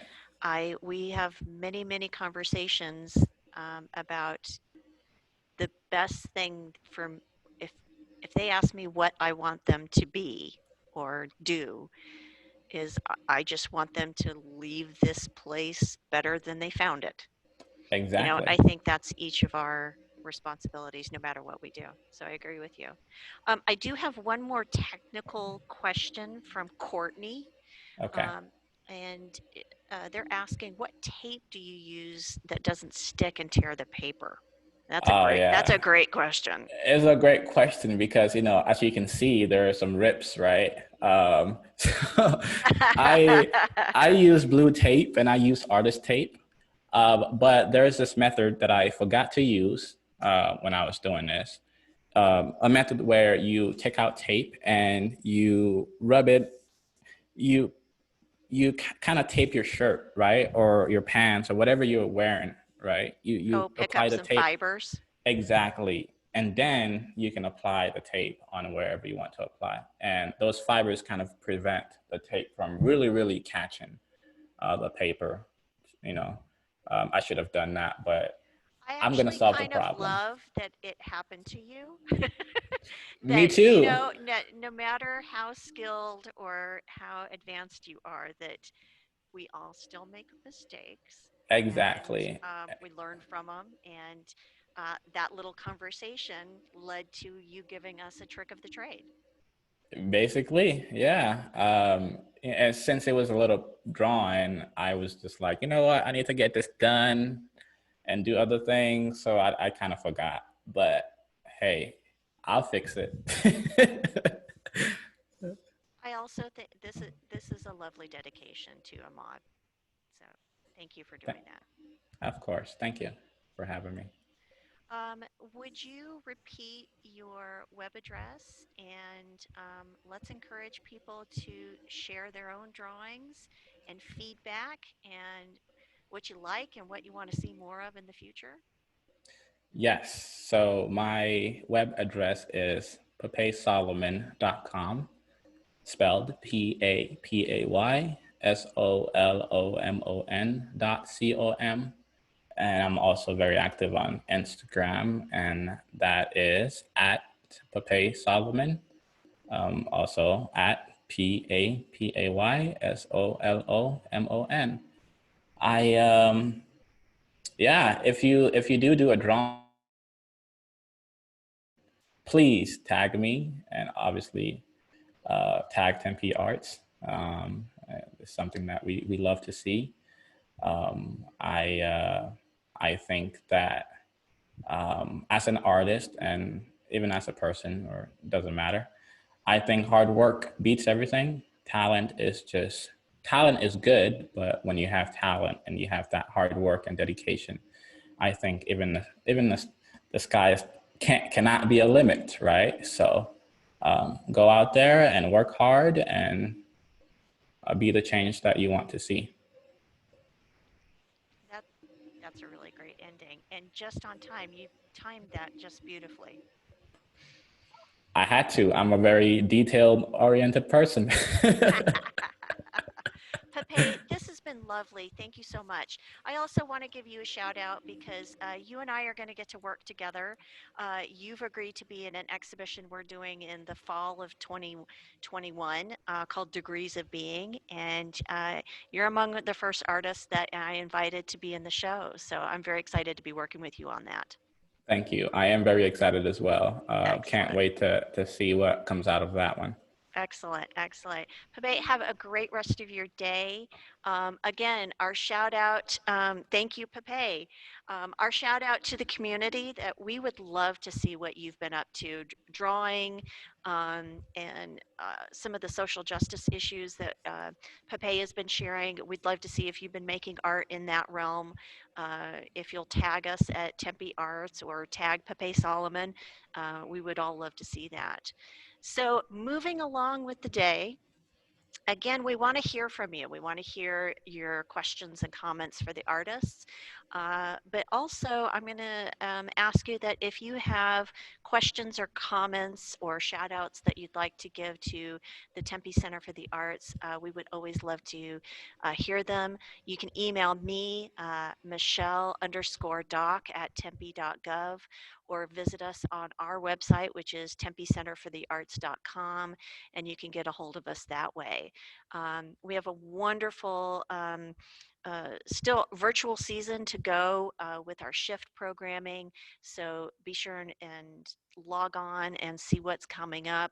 We've got spoken word, we've got dance, we've got music, all of those kinds of things that we've had to shift what we are doing during this time of COVID. And we're trying to bring you as much arts programming as possible. So let us know what you like and what you want to see more of.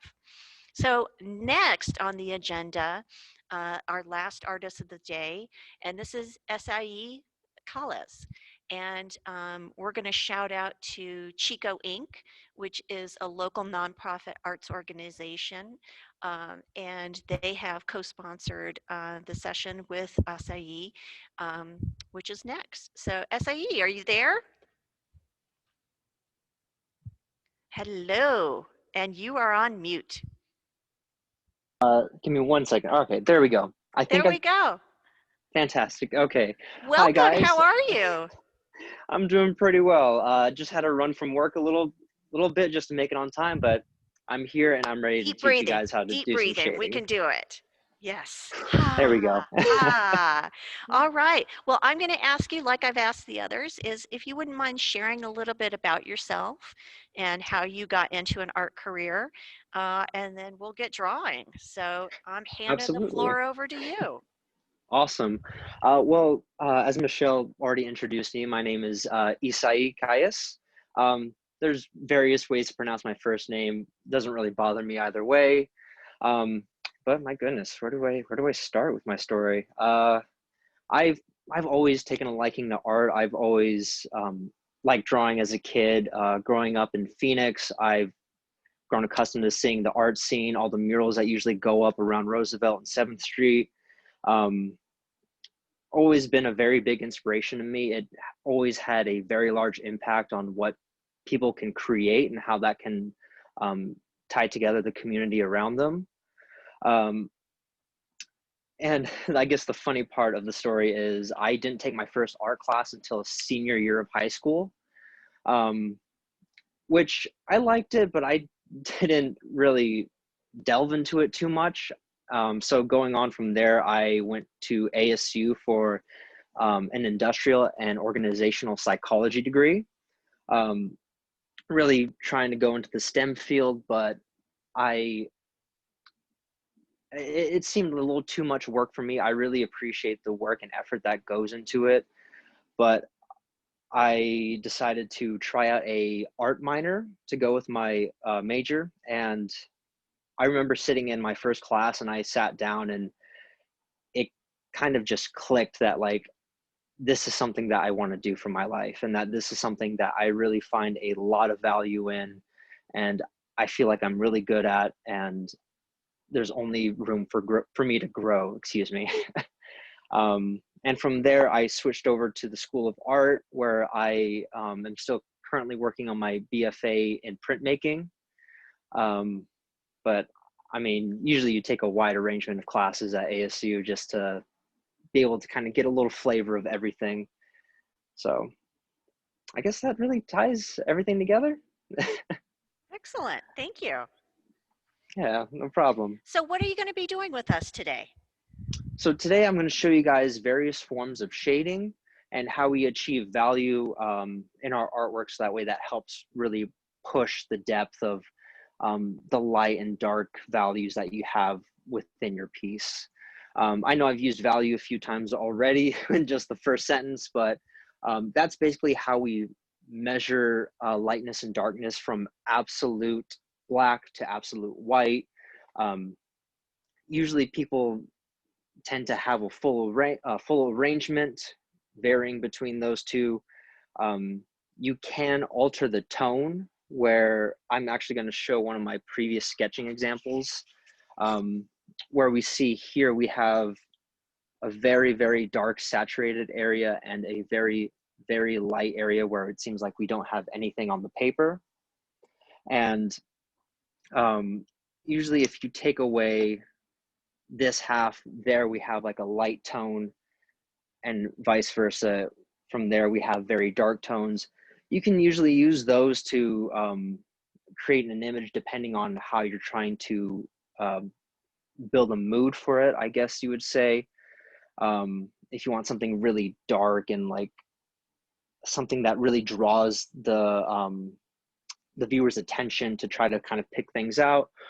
Same thing with like just a plain light tone. Sometimes if you have these things that are kind of closer in value, you'll have these parts where people have to kind of pick things out, which is why people usually tend to stick to a full arrangement, such as Pape's example. He had some very nice highlighted areas and some very dark values that really just, as you saw, made the image just pop, which is like my favorite thing to do. But I'm going to go through various methods of how we can achieve value. I'm going to ask most of you at home to make a large square. If you have a ruler on hand, that'll help. If not, it's okay. You can just hand sketch it. I've done it like, I'm sorry, I'm trying to remember my orientation. So we do 4 inches by 4 inches. I've done about, let's say 8 columns at about like a ½ inch and rows at about 1 inch tall. And as you guys are kind of working on that, I'm going to kind of go through all the stuff I'm going to be using today to kind of help. I'm sorry, I'm stumbling over my words, my goodness. No worries at all. I'm going over the tools that I'm going to be using today, showing you that your values aren't only limited to pencil. You can really use any medium you put your mind to, anything from pencil, colored pencil, crayon. If you're somebody that wants to use ketchup in your artwork, you can use that as well. I want to see that. I know, right? Next Draw-A-Thon, we're drawing with ketchup. Condiments everywhere, mustard, ketchup, relish, and all the jams. So I'm going to be using just a basic number 2 pencil. Usually when you go into a drawing class at a college level, you'll get a pencil kit. I think I actually have one of those here. This is just your basic sketching collection pencil or pencil case. It'll come with charcoals and graphites, but usually you'll have like, I think like 5 pencils in there, ranging from very soft graphite to very hard and dense. The softer graphite really works very well to achieve those dark values, that really, really absolute black. Usually use the lighter, the heavier weights. It just smudges easier and it really gets into the paper in the grains. And the more dense and harder pencil you use for the lighter tones, because it stays very fine and very sharp. And I think if you go more into the drawing classes, you kind of get a wider arrangement. Some people use like 10 pencils, some people just stick to like 5, some people only use 3. Usually it just takes a lot of practice to kind of see where you fit in or what works for you. I'm also just going to be using a basic a basic black Sharpie, just a fine point pen, and I have a fine tip felt pen to use up there. I have a basic black ballpoint pen, which is one of my favorite things actually. In high school, I used to always draw with a ballpoint pen. Something about it.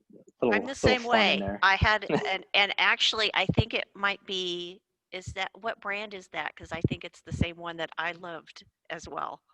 You know, I've had this forever. I think I actually rubbed it off with my hands. Oh no, I think it's like a Pentel or something, but I recognize Probably. that pen. It's really good for drawing.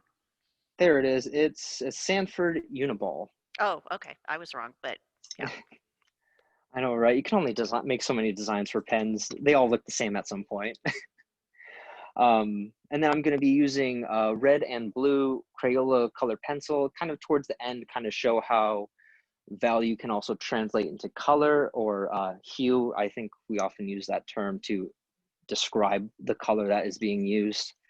I also have a white plastic eraser. These usually run pretty cheap at any of your art stores or on Amazon. It's like less than $1. I highly recommend these. These work very well, but if you don't have access to one of those, a pink pearl works just as fine. We also have a just paper blending stump. This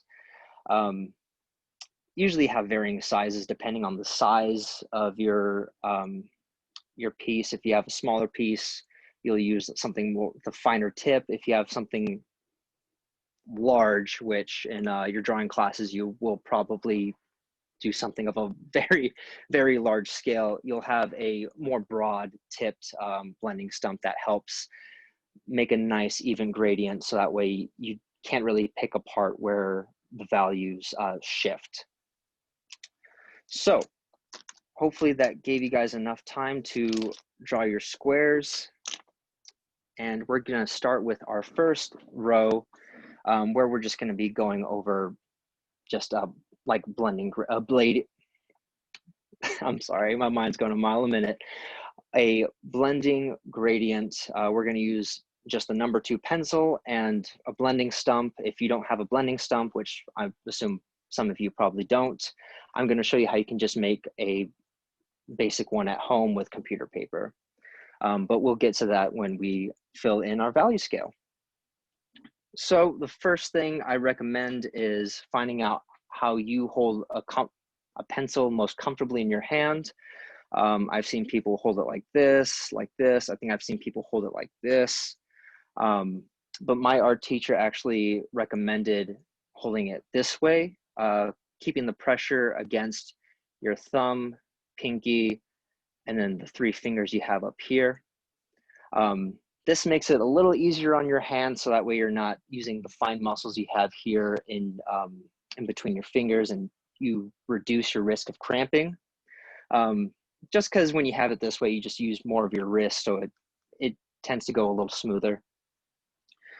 So here we're going to have our absolute black value, and then we're going to have our white value up here. Oh, sorry, let me try to write that the right way. And so here we're going to start with very heavy and tight circles. Usually when you're using a pencil to blend, you're going in circles, and this goes with color pencil as well. It just really helps keep everything smooth throughout. So we'll just start here. And you really just,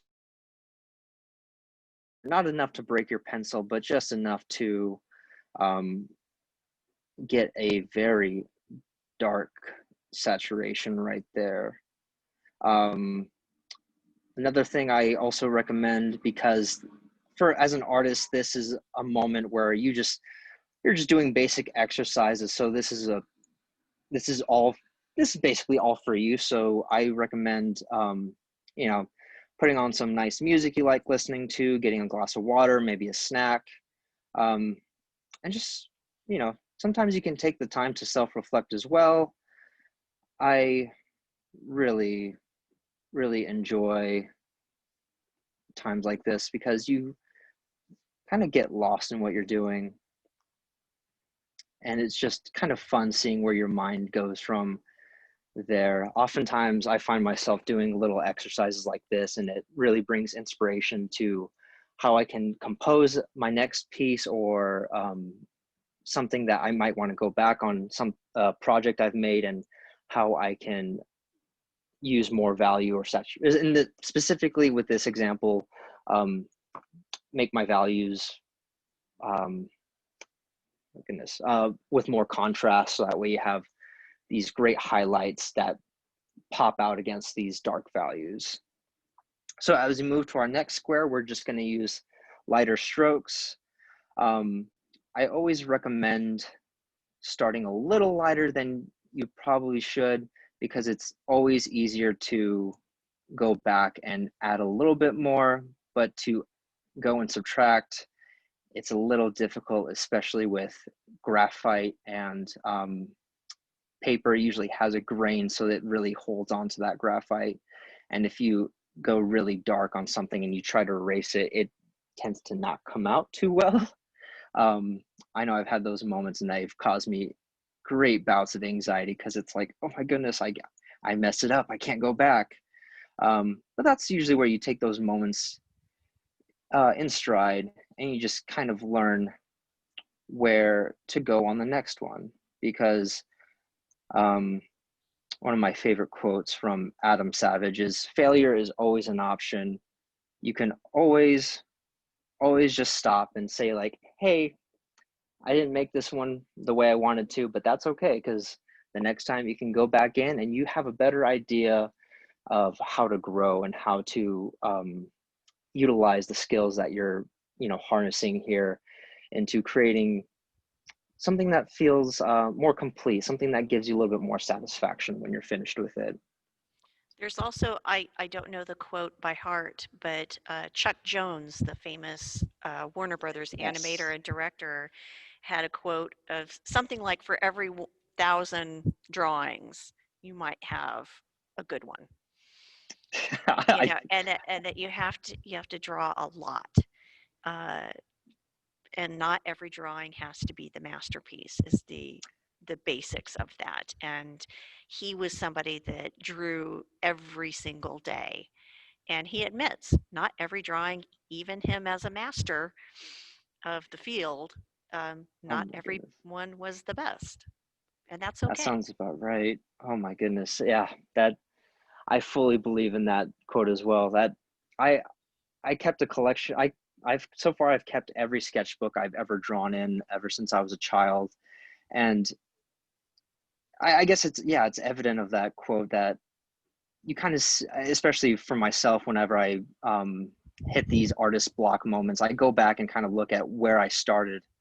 And it's, not every drawing you have is going to be perfect. Sometimes your style changes up, or sometimes you just learn a new trick that just really changes the way that you draw or the way that you see things around you. And I always think it's a very exciting moment to kind of take that step up and, I guess, change as a person, find out how your perception always alters as you keep growing. Because I mean, you're always going to be questioning at what point, I mean, especially with a shading example like this, you're always going to be questioning, what point do you stop? What point do you keep going? And I think it's always interesting to try to find that sweet spot where you just kind of have to let it go and just let it be what it is. Like this square, I'm going back here because I think between these two values, they're a little too close. They're looking almost the same. So I'm just going to go back with some light circles just to get that a little darker. And I think that's a good spot to stop on that one. We have a question. It's from Absolutely. Janet D. I'm going to give Janet a shout out. How long have you been creating art? You mentioned doing sketchbooks as a kid, but how long exactly have you been making art? Oh my goodness. It's going to take me a second to think about it. I'm not sure. I've always been drawing since I can remember. I think I had my first sketchbook when I was about 6. And I think it's just all these pages where I did like a little drawing, maybe like this big, and then I leave the page entirely blank because I didn't know how to fill up a page or draw something of a larger scale. But I yeah, was ever always since, convinced that now I couldn't draw on that page. Like that one was done, I needed a completely white piece of paper. exactly, and that's how I kept doing it for years. I think until, actually, it might have been until high school where I finally was like, okay, I'm going to fill up the entire page as much as I can. But everything else, I think I usually use half a page, quarter of a page. And I think I kept seeing how empty the whole page looked, and it just really bothered me.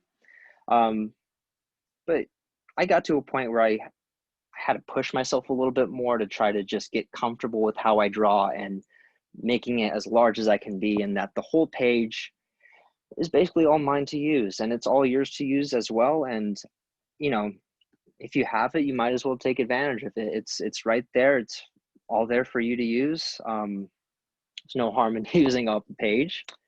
There's always more pages. Okay, so I think we got our scale. I'm gonna go a little darker down here because I think we got a good arrangement up here on the lighter tones, but we probably just want to get the dark tones a little darker. And if you're going in on those dark tones, kind of those dark values, excuse me, to get those a little darker, just keep your circles light and open. And I think that's a good spot to stop right there. All right. So at this moment, I'm going to show you guys how to make your own blending stump at home.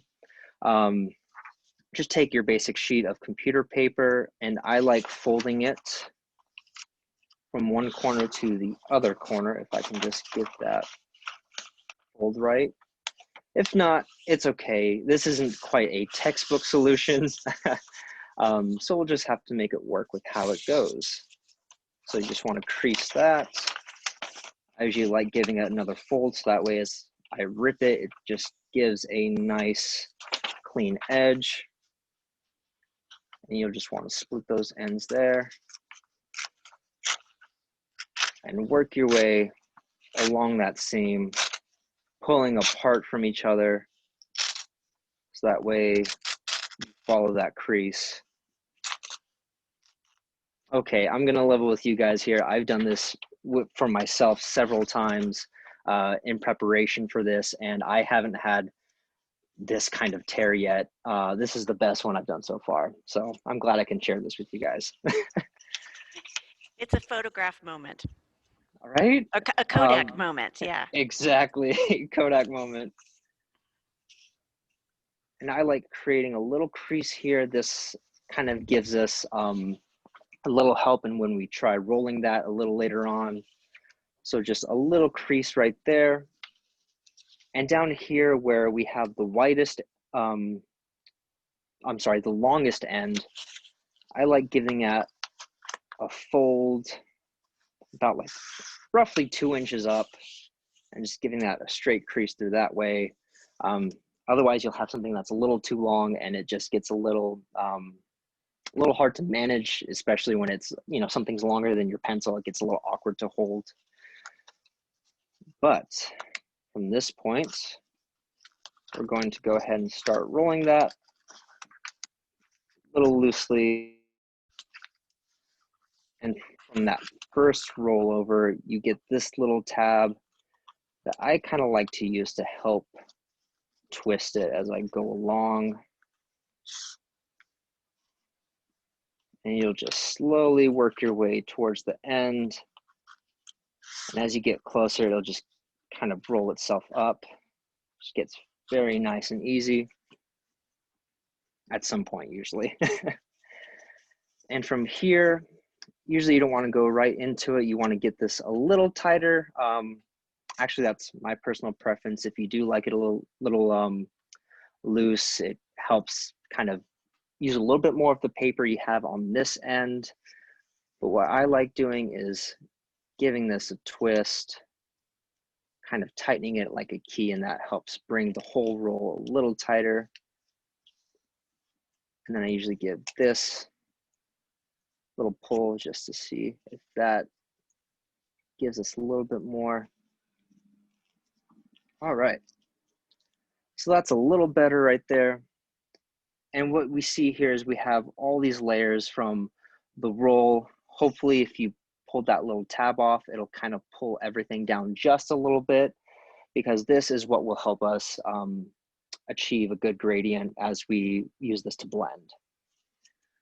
So we're gonna basically hold this the same way as our pencil, and we're gonna, essentially mimic what we just did, starting with these tight circles down here, just really filling in that empty space we see in between our shading. And we're gonna slowly move up. I like going in these little rows, kind of a serpentine pattern. It just really helps everything blend a little more smoothly. So we're going right up there. And you can get a little wider with your circles as you move on up. If you keep a little tight, sometimes that that'll darken, especially your lighter values up here, which can kind of throw off the weight of your scale. And that's not what we want to do here. We want to get a nice, smooth transition from one end to the other. So as we're slowly moving this way, I like to kind of work in these in-between areas, just so that way that seam we have in between the values goes away a little bit, and you just get that nice transition from one value to the other.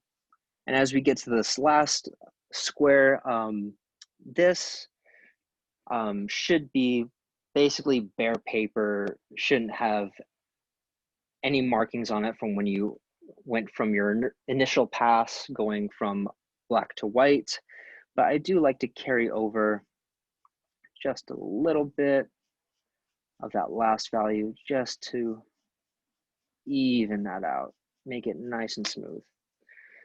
And from this point, I usually like to go back and rework those seams again, and this time just going at a straight up and down or side to side pattern, just kind of getting rid of those areas right there. Sometimes they end up a little bald before you get to this point, and this just really makes everything nice and clean. I think we're So getting you're to a good point. primarily a printmaker now, or you're working on a printmaking degree. Yes. How do some of these drawing skills relate to printmaking? I found the transition to be pretty easy. I guess the most difficult part is, since you're usually printing on like a plate or a piece of linoleum that you then place paper on top of, you have to get used to drawing backwards. But if you're trying to create an image with, you know, some values in there, it gets a little trickier depending on how you're printing. I think with lithography, you can tend to achieve this pretty well. But with things like relief, where you have to carve into something and you get these very bold lines, it gets a little interesting trying to find out how to achieve your values. So to kind of go into that, we're going to be using our felt tip pen. You can also use, I'm just kind of showing that we can use different mediums for this. But with this second row, we're going to go into hatching, which I kind of like using in my relief printing work, because it essentially just comes to lines and how close you have your lines together, and that can create kind of a crowded area that can give you a decent gradient if you are able to control your strokes well enough. So we're going to start in this square. We're going to be keeping things very tight. You can go a little crazy in between because this is supposed to be our absolute darkest value. And I tend to go a little quick on this one just to keep the lines nice and even. If you want to go a little slower, that's perfectly fine. Just however you feel most comfortable going across that there. And as we shift into our next square, we're going to be going a little bit of space in between each one. So you're going to let that paper show through just a little bit. More like that. Again, I'm sure that everyone else has been bringing it up, but I would absolutely love to see what you guys do with this exercise, whether you want to share your examples, or if you take this as inspiration for creating something and you use things like cross hatching or cross hatching, which we're going to get into in a minute. I would just really love to see what you guys create. I always enjoy seeing what people can make. I think it's very interesting that you can meet so many different people and you give them a pencil and paper and they can each create their own image that kind of speaks to how they work. And as we go into this third square, again, just a little more space, going parallel with each other. All right, and as we get to this halfway point, these two are probably going to look a little similar, but we're just going to, again, open up that space in between those lines a little bit more, letting that negative area show. So Janet D is back, and she would like to know what your favorite printmaking process is and why. Oh my goodness. Oh my, I'm sorry, I went a little crooked on that line. My favorite printmaking process, I would have to say, it would be a difficult tie between screen printing and lithography. The main reasons is with screen printing, it's such a fun process. You can kind of do at home in your own garage or whatever free space you have. And with certain images, you can come out with very clean lines, and you can use various methods of achieving different values. You can use hatching, cross-hatching, stippling, or if you have a computer available with Photoshop, you can create what's called a halftone image, which tends to look closer to this smooth blending. Lithography, on the other hand, I think is pretty interesting because it's an old process where you use like oil or grease to draw on a stone, and from there you use acid to etch into the stone, and then you use an oil-based ink to charge the stone and then print the image off of it. So I mean, your imagination is your only limit really on that stone. You can make these smooth blends, you can draw heavy lines everywhere. I think I've heard rumor that there was somebody who actually used a piece of pizza and slapped it on the stone, and the oil that was left from the pizza created a perfect print of that slice with the pepperoni and everything. Shame I never got to see it, but it sounds like a lot of fun, and that's where I tend to lean towards. That was a great question, Janet. Thank you. Maybe you need to try the ketchup thing with that. Probably, huh? Oh my goodness, I'm gonna have to do that now. I'm gonna become like a ketchup artist now. Heinz will definitely get a lot of bottles purchased from me. Now, I'm sorry, yes, to continue on, we're going into cross-hatching for this third square. And this one gets a little trickier. I had a bit of a difficult time trying to figure out how to make a decent scale with this, but there's really no wrong way you can go with this.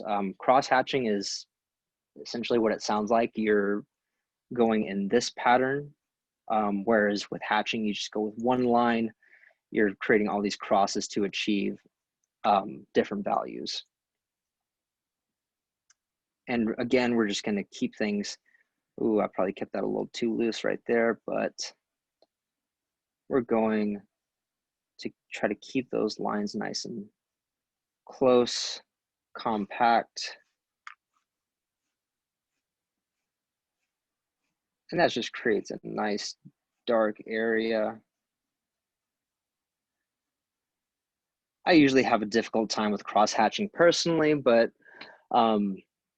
cross-hatching I think is a pretty good example you can see in, like, I think namely like comic books. You usually have these little lines that you see the artist just goes with one area and just takes that to the other end, letting your weight of your, the weight of your pressure changing throughout. So that way you kind of have this heavier area in one end where you start and this lighter area where you kind of let your pencil, pen, Sharpie, whatever you're using, just kind of fade off a little bit.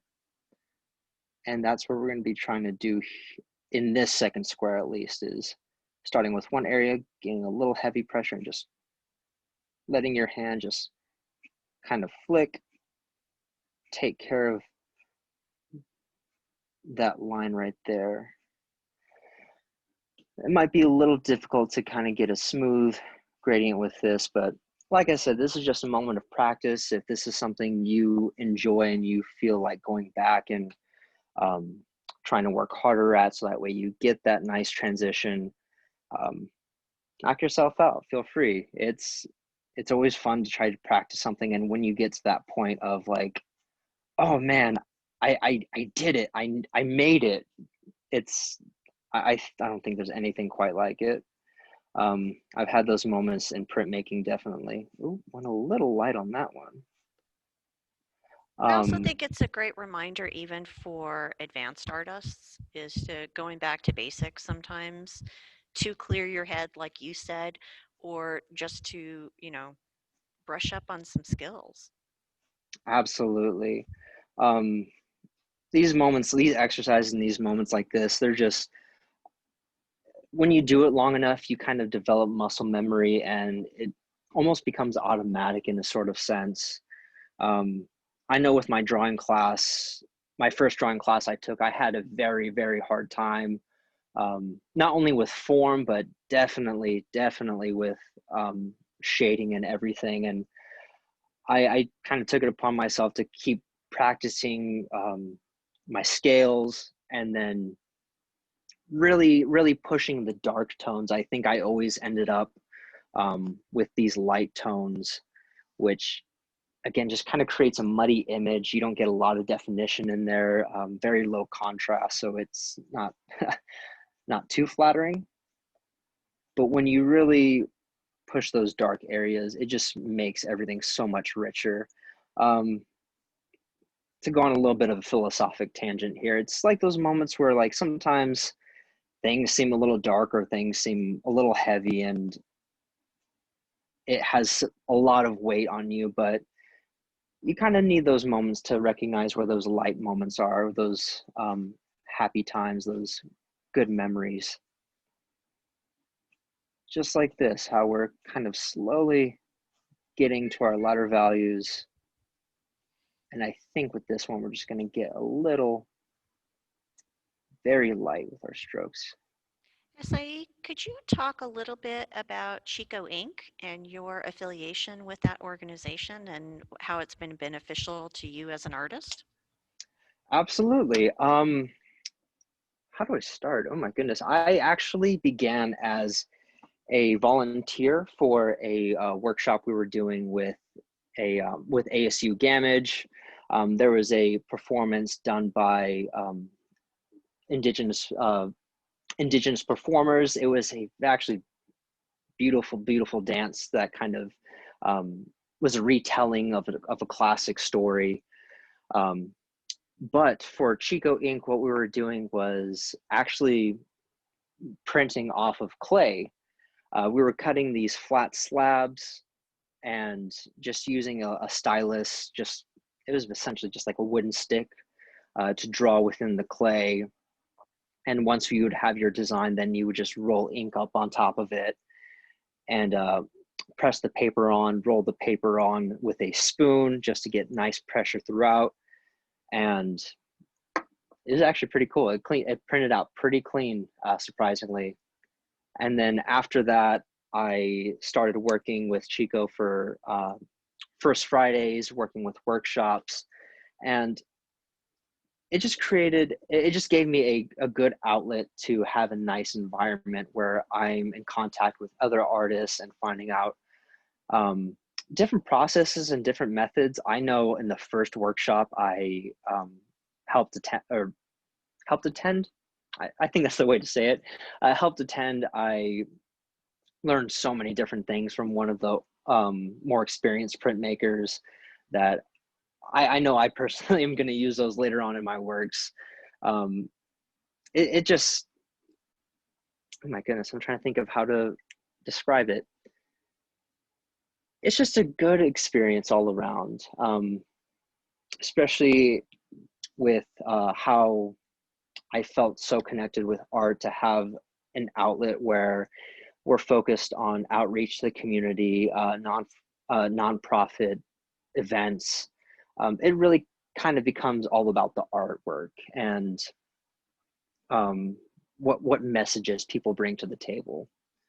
Um, and especially when you have people from all different walks of life coming through, it just creates such an open conversation for everyone. And I think it's a very beautiful thing to witness, honestly. Yeah, I think Chico Inc.'s doing a good job of that. For those of you who maybe are not as familiar with the organization, they help support artists and arts education outreach. And they also focus on Hispanic and Indigenous artists. And so those printmakers they're bringing in to do demonstrations for other artists or to do kids outreach or whatever they're doing, they're supporting local artists, but they're also introducing those arts to the community. So shout out to them. We're very excited. I don't know if you know this, that Tempe Center for the Arts, we're collaborating with them. We're doing a Dia de los Muertos collaboration. They're doing some DIY videos and contests, and we are sponsoring artist Sam Frescas and Roy Wasson Valley are going to do an altar here at the gallery at TCA's window. Oh, So really? yeah, yeah. So that's getting installed next week. So I'm very excited about that collaboration. I'm excited about that too. I love Sam Fresquez's work. I've had a few classes with her, and I think she always has a very profound way to bring up certain topics, and Yeah. everything she makes just usually has such a clean quality look to it, and I mean, I'm glad you guys are working with her to create that. I think that's going to be great. Can't wait to see it. Yeah, yeah. She was in our Weave exhibition, and she's been a delight to work with. So it's great to work with her again.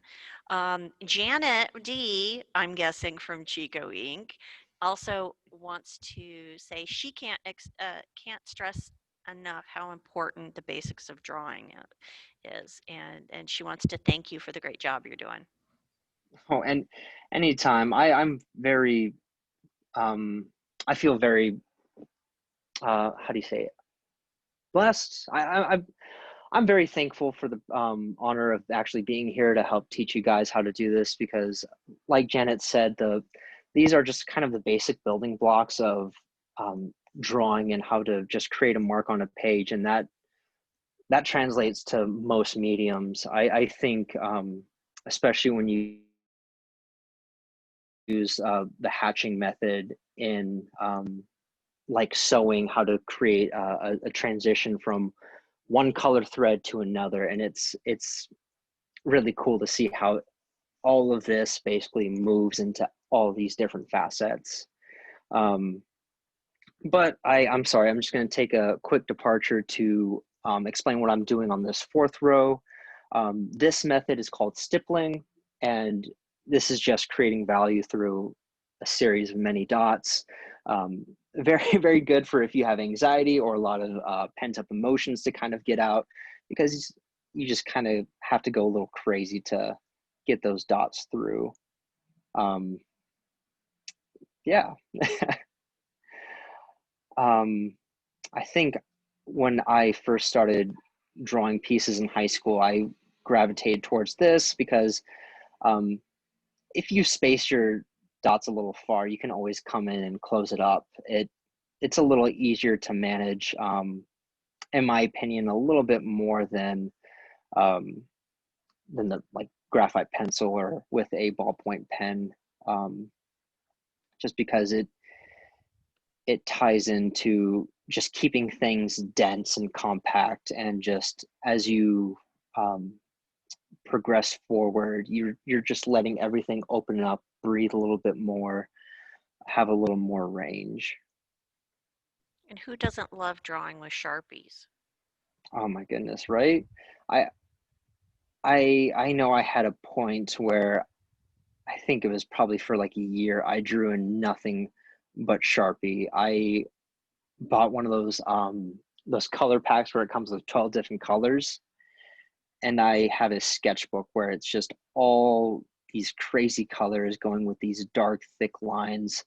um, I've always felt gravitated towards street art personally, so they have a bit of a new school feel, um, much like how I'm gonna try to think who I emulated a lot. I looked at Kaws quite a lot, spelled Kaws. Um, Mr. Cartoon, I think, is a classic street artist. He grew up in, I think, of the 80s in LA. And if you don't know about him, he's a great example of how to use different values in a piece.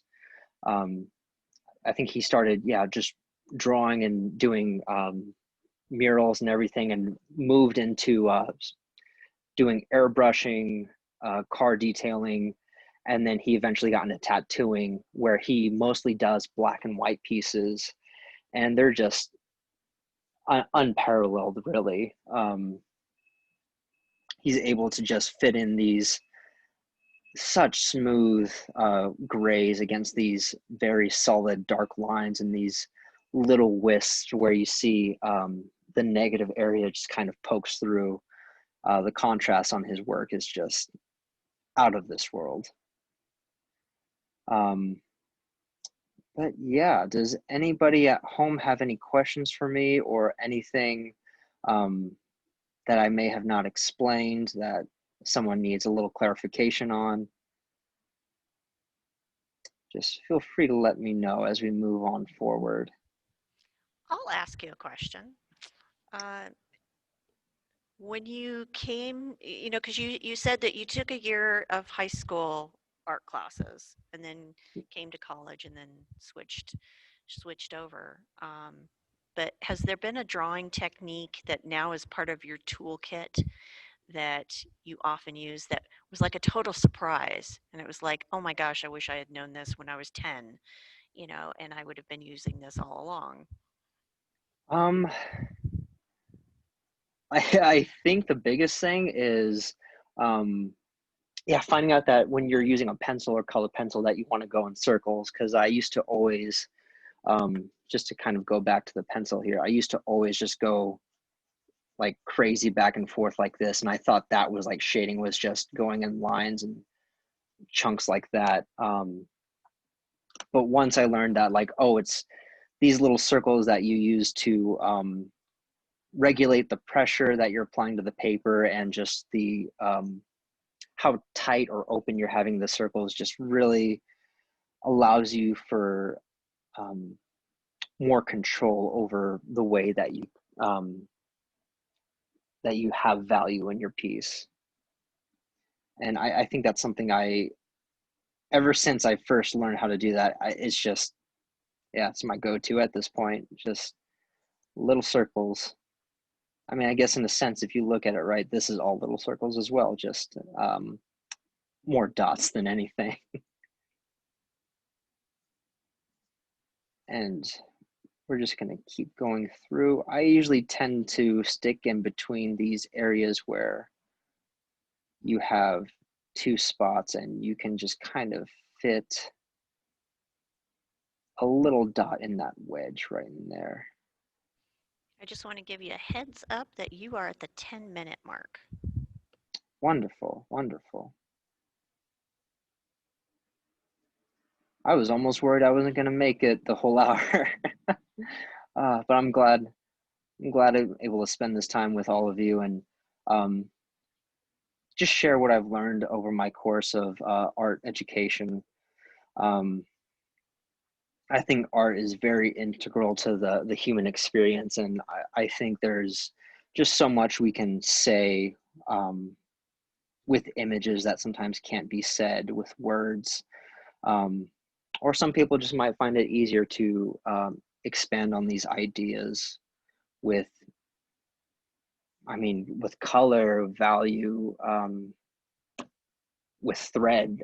There's just so many ways that you can go about this world and find ways to express yourself. And I mean, sometimes you'll run across people that may not like your work, or they might be overly critical, but sometimes you'll find somebody who really resonates with what you're trying to put out there. And I know throughout my education at ASU, I've met so many friends that I turn to on my personal projects, and I ask them like, hey, how does this look? And they'll take a look at it and they'll give me some feedback of like, oh, you know, you can go a little darker here. Or like, oh, what if you did this color instead? And more often than not, it just pushes me that much further to kind of figure out who I am as an artist, and you know, what my limits are. And I think no matter how long you study, there's always room that you can grow into and really flesh yourself out. It's always great Awesome. to have a safe space with somebody also who's an artist, to critique in a constructive way, because you know we've all in the arts had those bad critique sessions where you go away and Absolutely. I'm like, I'm never going to make art again. But when you find somebody that you can have that constructive session with, hold on to that, because that is something that I hear from artists who are out of school, they miss most about Yes. school, is being able to have, you know, to share a drawing space and share ideas and tricks and all of those kinds of things, and to just get out of their own studio once in a while and talk to somebody else about what they're doing. I wholeheartedly agree with that. Um, I'm sorry, I'm just going to take a quick moment here just to explain what I'm doing on this bottom bar here. You guys at home can just draw a little strip. You don't have to be quite measured out the exact same way that you had this square up here, but I'm just going to be kind of showing how you can use value and color and just create a soft blend. I'm going to be using the red color pencil and the blue color pencil to kind of get that in within these last few minutes here. But to return back to artistic peers, yes, it's very important that, you know, when you feel those connections with people that are able to kind of understand you on that same wavelength, it's very important to keep those, because those are the relationships that help. Oh my goodness, I'm just trying to think. I can't even. Like I know the networking I've done with other artists, and just the openness I can have with other people is just, for me, it's just priceless, because there's nothing like spending time in the studio at like 3 a.m.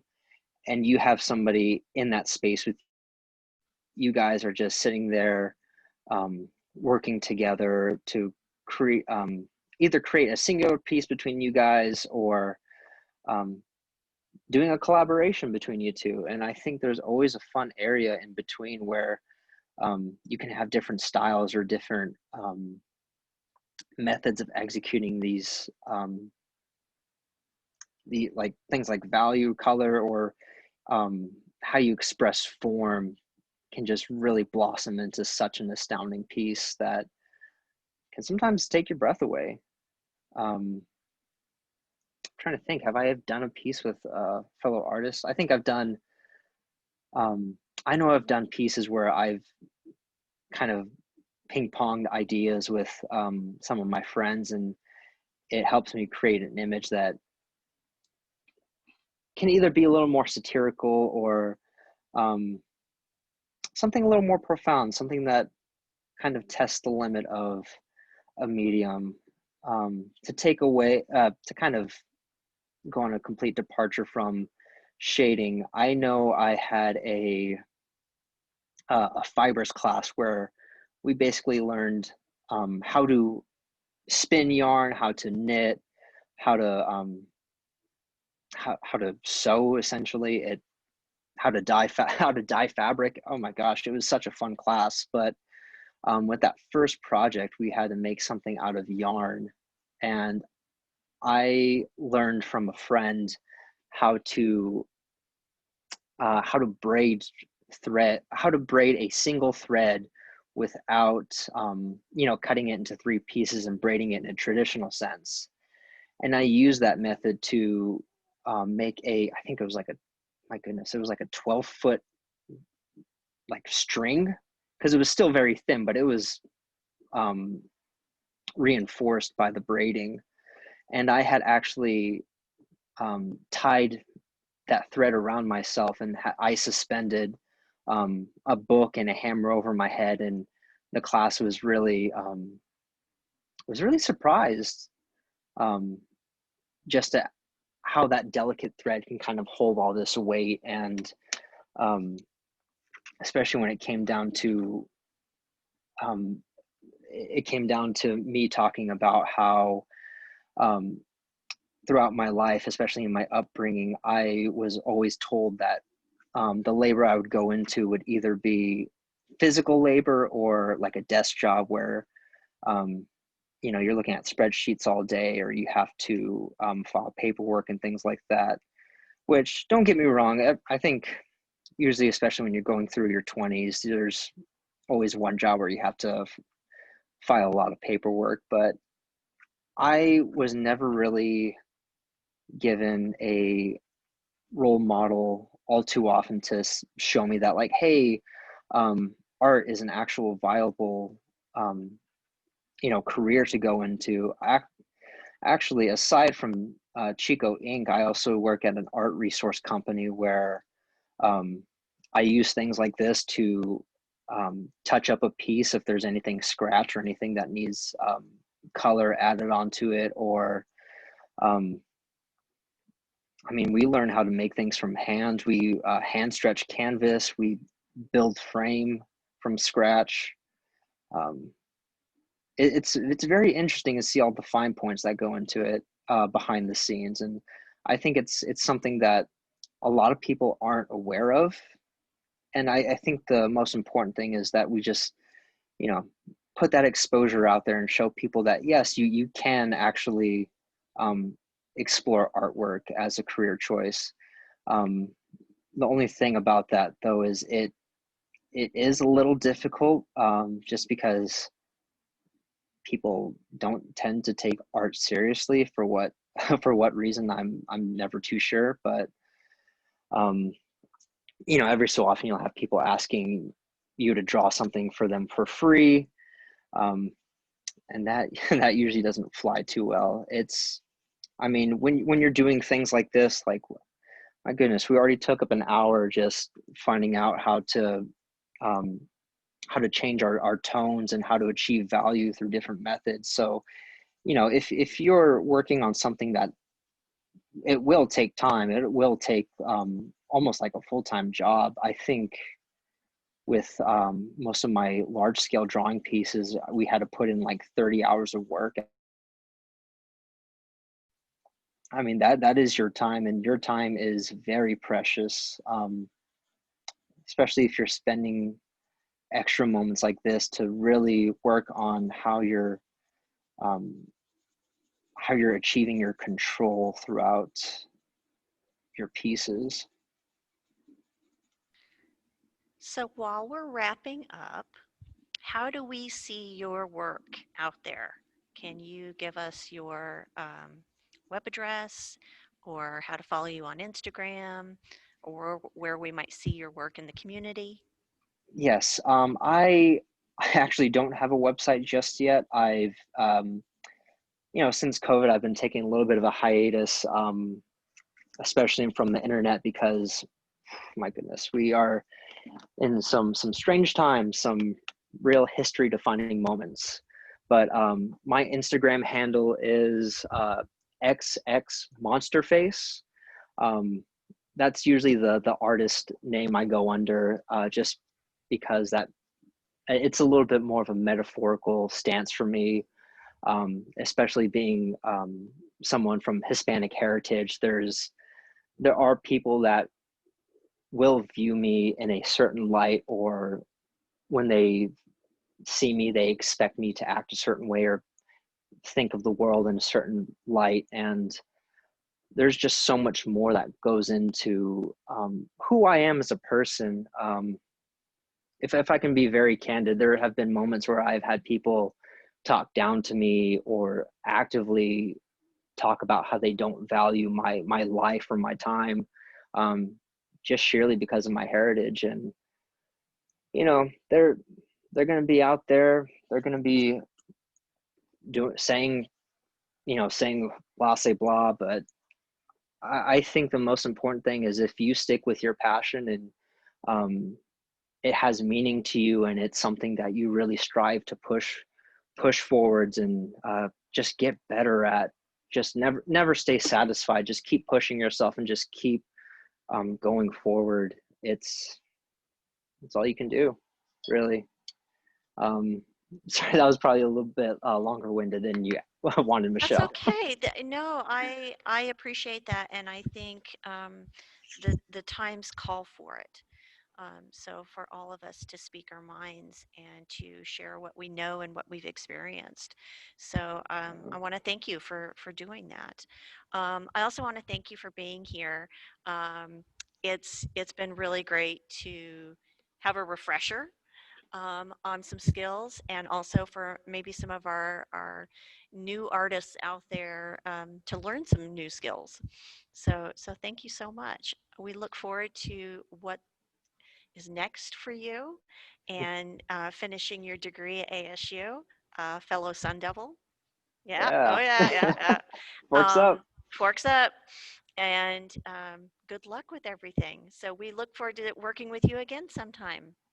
Thank you very much, Michelle. I really appreciate this opportunity. All of you at home, I thank you for sparing me your time and allowing me into your lives just to share this little tidbit of information. Yeah, hopefully you guys will see me around. That sounds good. We I expect it. All right. Thanks, SAE. We appreciate it. So, Anytime. all right. Thanks again. So that was Drawathon. Thank you so much for tuning in to this shift program through the Tempe Center for the Arts. A couple of shout outs that I want to give is the piece behind me that you may have been admiring is by a wonderful artist named Devora Sperber, who's a California artist. These are all thread spools, by the way. And Cody, my producer, is showing you a little detail of what that image looks like. Um, she has these wonderful um, glass balls that you look through to get the image put right back up. So a little bit of optical illusions going on. So we miss you here at the Tempe Center for the Arts. We can't wait to see you again sometime in the future. And for now, we're trying our best to serve you with some virtual programs. We would love to hear your input on what you thought about today, what you think about other shift programs that we're doing, what you might like to see in the future. So please do reach out to us. You can email me, Michelle_Doc@tempe.gov, or go on to our website at tempecenterforthearts.com. We also want to see your drawings, so be sure and share them on social media. Some of our artists today want to see what you've been drawing, inspired by what you saw today. So not only today, but next week, keep on drawing. We are recording these sessions, so we will have these on our Facebook page as well as on our website after we get them all edited up nicely for you, and you can see them into the future. And the last thing is I'm going to encourage you to come to next week's shift program. It's going to be on Wednesday, and that's October 21st. And we're doing spoken word. So we have poets Sean Avery and Anna Flores. who are doing a lot of work about social justice. So, a very timely theme that we've talked a little bit about today. But that'll be on Wednesday, October 21st from 6 to 7 p.m. So, tune in on TCA's Facebook page. I also want to thank my producer, Cody. Give him Cody Downing, give him a thumbs up. It was a pleasure to work with you today. And I hope that all of you have a great rest of your day. Keep creating and be kind to one another. Bye bye.